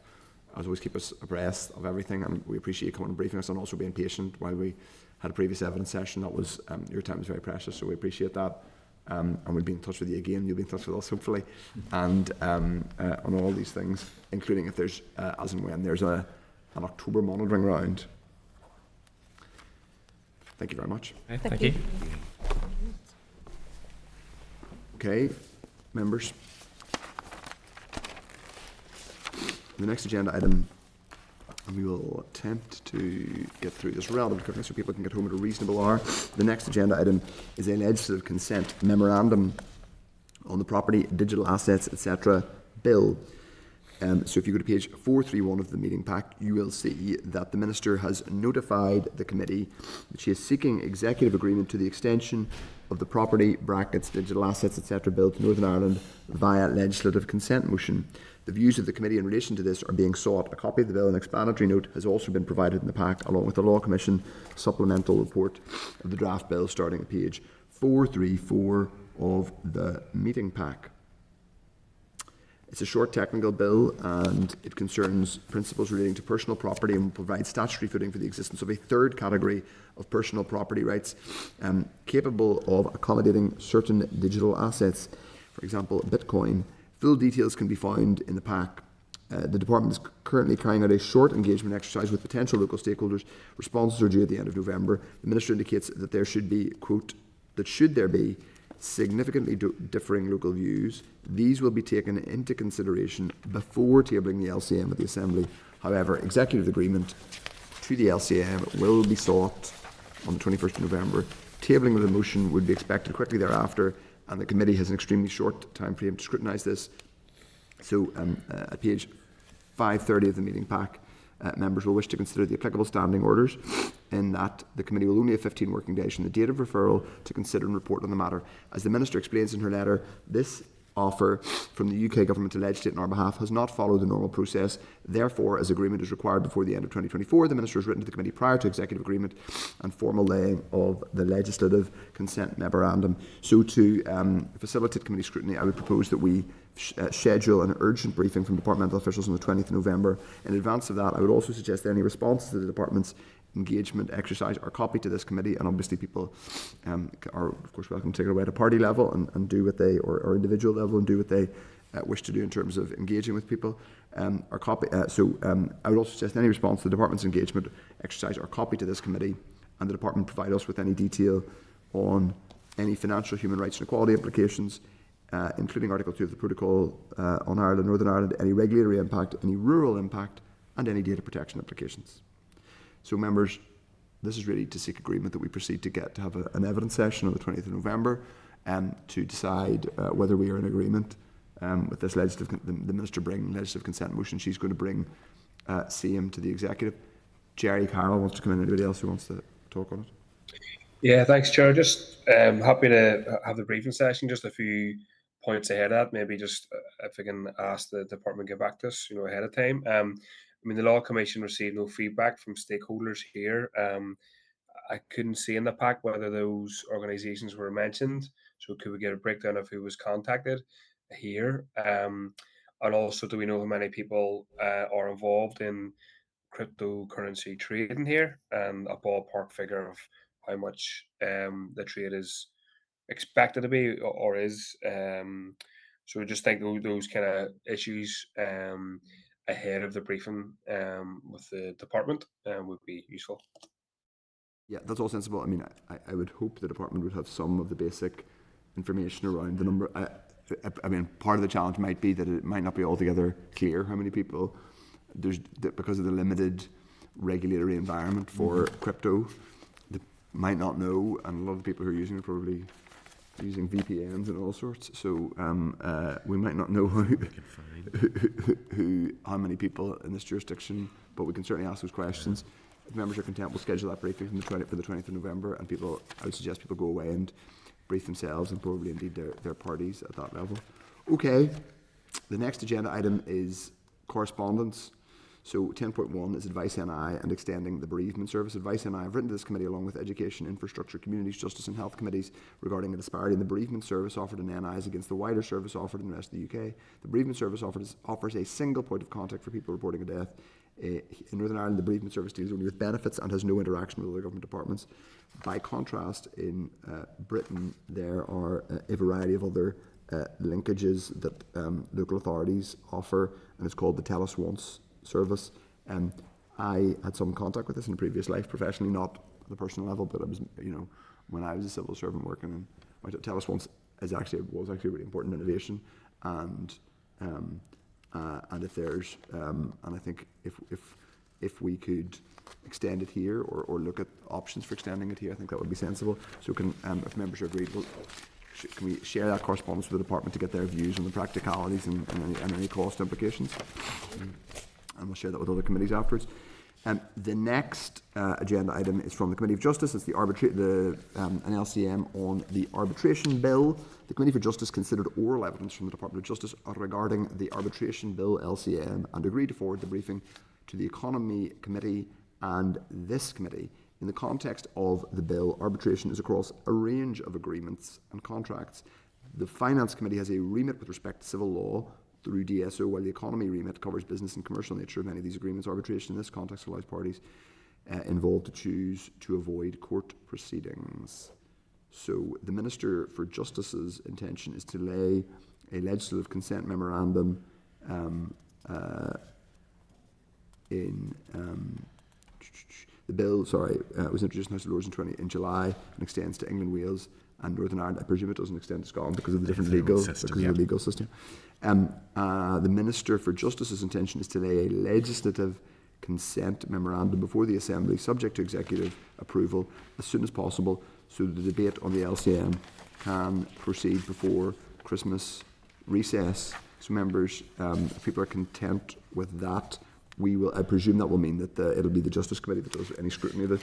Yes, but can I just say, in parentheses, it does reinforce this strange anomaly that that civil justice sits with the Department of Finance, because most arbitration will be, not all of it, obviously some family law and things like that, but tort and civil law sits within our the purview of the Department of Finance. So it just reinforces again, as with things like the SLAP working group, it reinforces this slightly strange anomaly we have where the finance department still does civil law reform, and I just think I would just make that point that it just continually seems bizarre that we're, in other jurisdictions we probably wouldn't be hearing to this at all, because it would be because the Justice Minister would be doing it, and it would be her own department who would be dealing with all the implications.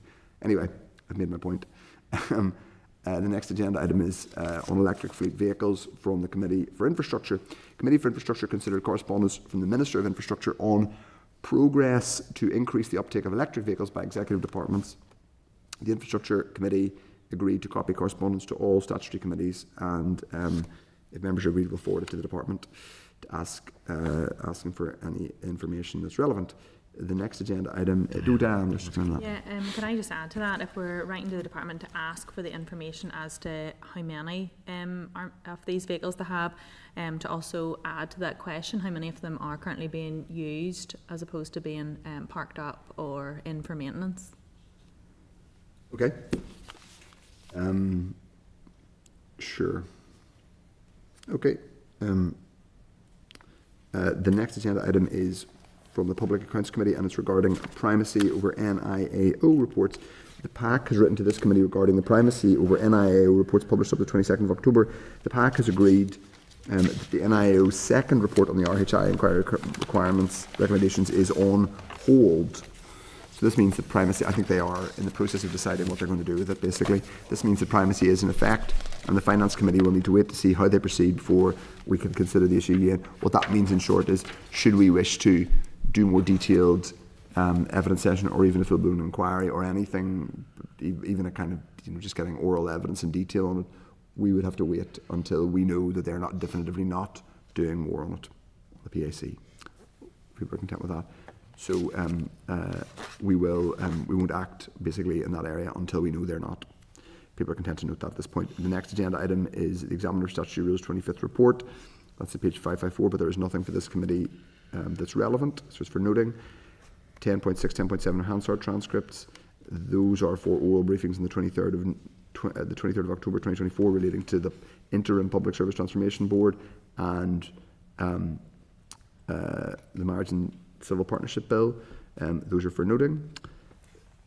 Comments. The next is the Committee for Communities Housing Executive Borrowing, and that's at page 597. The Communities Committee has written to the Minister for Finance regarding potential arrangements for the Housing Executive to borrow funds. In particular, the committee has requested an update on any progress in relation to the Treasury making the necessary arrangements to facilitate this borrowing. The committee has also asked the Minister for Finance to outline any specific challenges that affect such arrangements and to provide an anticipated timeframe for a decision. We've been copied into the correspondence for information and can expect to be copied into the response in due course. Now, I have a question about this, which is, I'm not clear that the Minister or indeed the Executive have ever formally said that they have made this policy decision to request this change from the Treasury. Maybe they have, I don't know. It's a question, I suppose. It's just the Communities Committee appears to There's ongoing discussions. Obviously there has to be it's part of the revitalisation of the Housing Executive in terms of the model. And obviously the proposal was that model would remain as a public body. Yeah. But similar to how councils function, where they were established at the same time as the Housing Executive, they can borrow on the base of their assets. We can't, or it's taken off the Barnett if we do. So the negotiation has to be with Treasury, so that's why DOF would be involved. But obviously it would be primarily with the DFC Minister in terms of that model, but it needs the agreement from Treasury that they won't cut the Barnett. Great. Okay. So I know there's been discussions, or had been for long running, but I wouldn't know the most recent update now, to be honest. But DOF, I would imagine, has been involved, along with DFC. Sure. Well, I think it would be worth us finding out then that we have that, just to be, if it progresses, and I'll get an update from the department in that regard. The next agenda item is the Draft Forward Work Programme, which is at page 600. We have, coming up in the next couple of weeks, our strategic planning session. Actually, we have it next week. Next week, yeah. So, Clark, I don't know if you want to speak on the various bits we have coming up. Yeah, so we have now got confirmed briefings for the 4th of December on the NI Investment Fund, and we're going to include with that the various UK government level funds, because they're new, there's been mergers, there's all sorts of things going on, so it would just be really useful to try and understand what those are. We have oral briefing now confirmed from LPS for the 11th of December. That'll involve them doing a bit of briefing on some SRs, but also the issues that, Chair, you've raised earlier on today. They'll be able to comment on what work they have now in terms of a domestic rate reval and any work that's been going on around non-domestic rates. We've had confirmation now today from Open Government for the 4th of December, so that'll be scheduled into the Forward Work Programme. We are also going to look for the briefing on the LCM that the Minister has talked about, now that we've had agreement on that. Yeah, so we'll try and get that scheduled in, hopefully I think for the 20th. I think we've got preliminary agreement from the Department on that one. We have a request from Retail NI to brief on the inquiry, but we'll do that as part of our list of organisations that we still have to get to. We'll do that next week during the strategy session. So in terms of the strategy session next week, we'll send out a more detailed information about what exactly is happening. But essentially, we're providing lunch from 1 o'clock. We're in the Thornhill suite at the Stormont, so it's basically above reception. Do you go up the stairs and whatever? But we'll provide detail around that. We've got Gareth Hetherington from the UUEPC coming to talk generally about the programme for government, and then we'll get into the sessions that we've organised around the strategy planning. So we'll send out more detail on that, but essentially we're providing lunch from 1. That is the critical point, of course. That's when it's worth also saying we will obviously, I think obviously we would assume that we will do briefing sessions on monitoring when one comes out. So the department already has an understanding that we will want briefing as soon as anything is available. It's an ongoing moving piece. We also, maybe the two of them are tying together at this stage, but if we're getting a draft budget published, And presumably that will be involved in the oral statement from the Minister. If we're getting a draft budget for 25-26, we'll want a briefing on that too, I think. Chair, one of the other things we'll do in the strategy session next week is we have the Minister on the 27th. So it'll be a case of members discussing just exactly what sort of issues they want to raise with the Minister, just so the Minister can be prepped. And I think it worked quite well last week, where we did a kind of very initial round robin of not curtailing people, but like where we're just structuring it. So it was, I think in certain evidence sessions, I think that is worth doing. Okay, members are happy enough with that? Thank you. Grant. Okay, we'll see you all back here in a fortnight, but next week in Stromness Hotel. Okay. The AOB. Any other AOB apologies I need to offer? Any other business? Nope. Great. Okay. Thank you. In that case, the committee is now adjourned. Thank you. Senate Chamber. Sound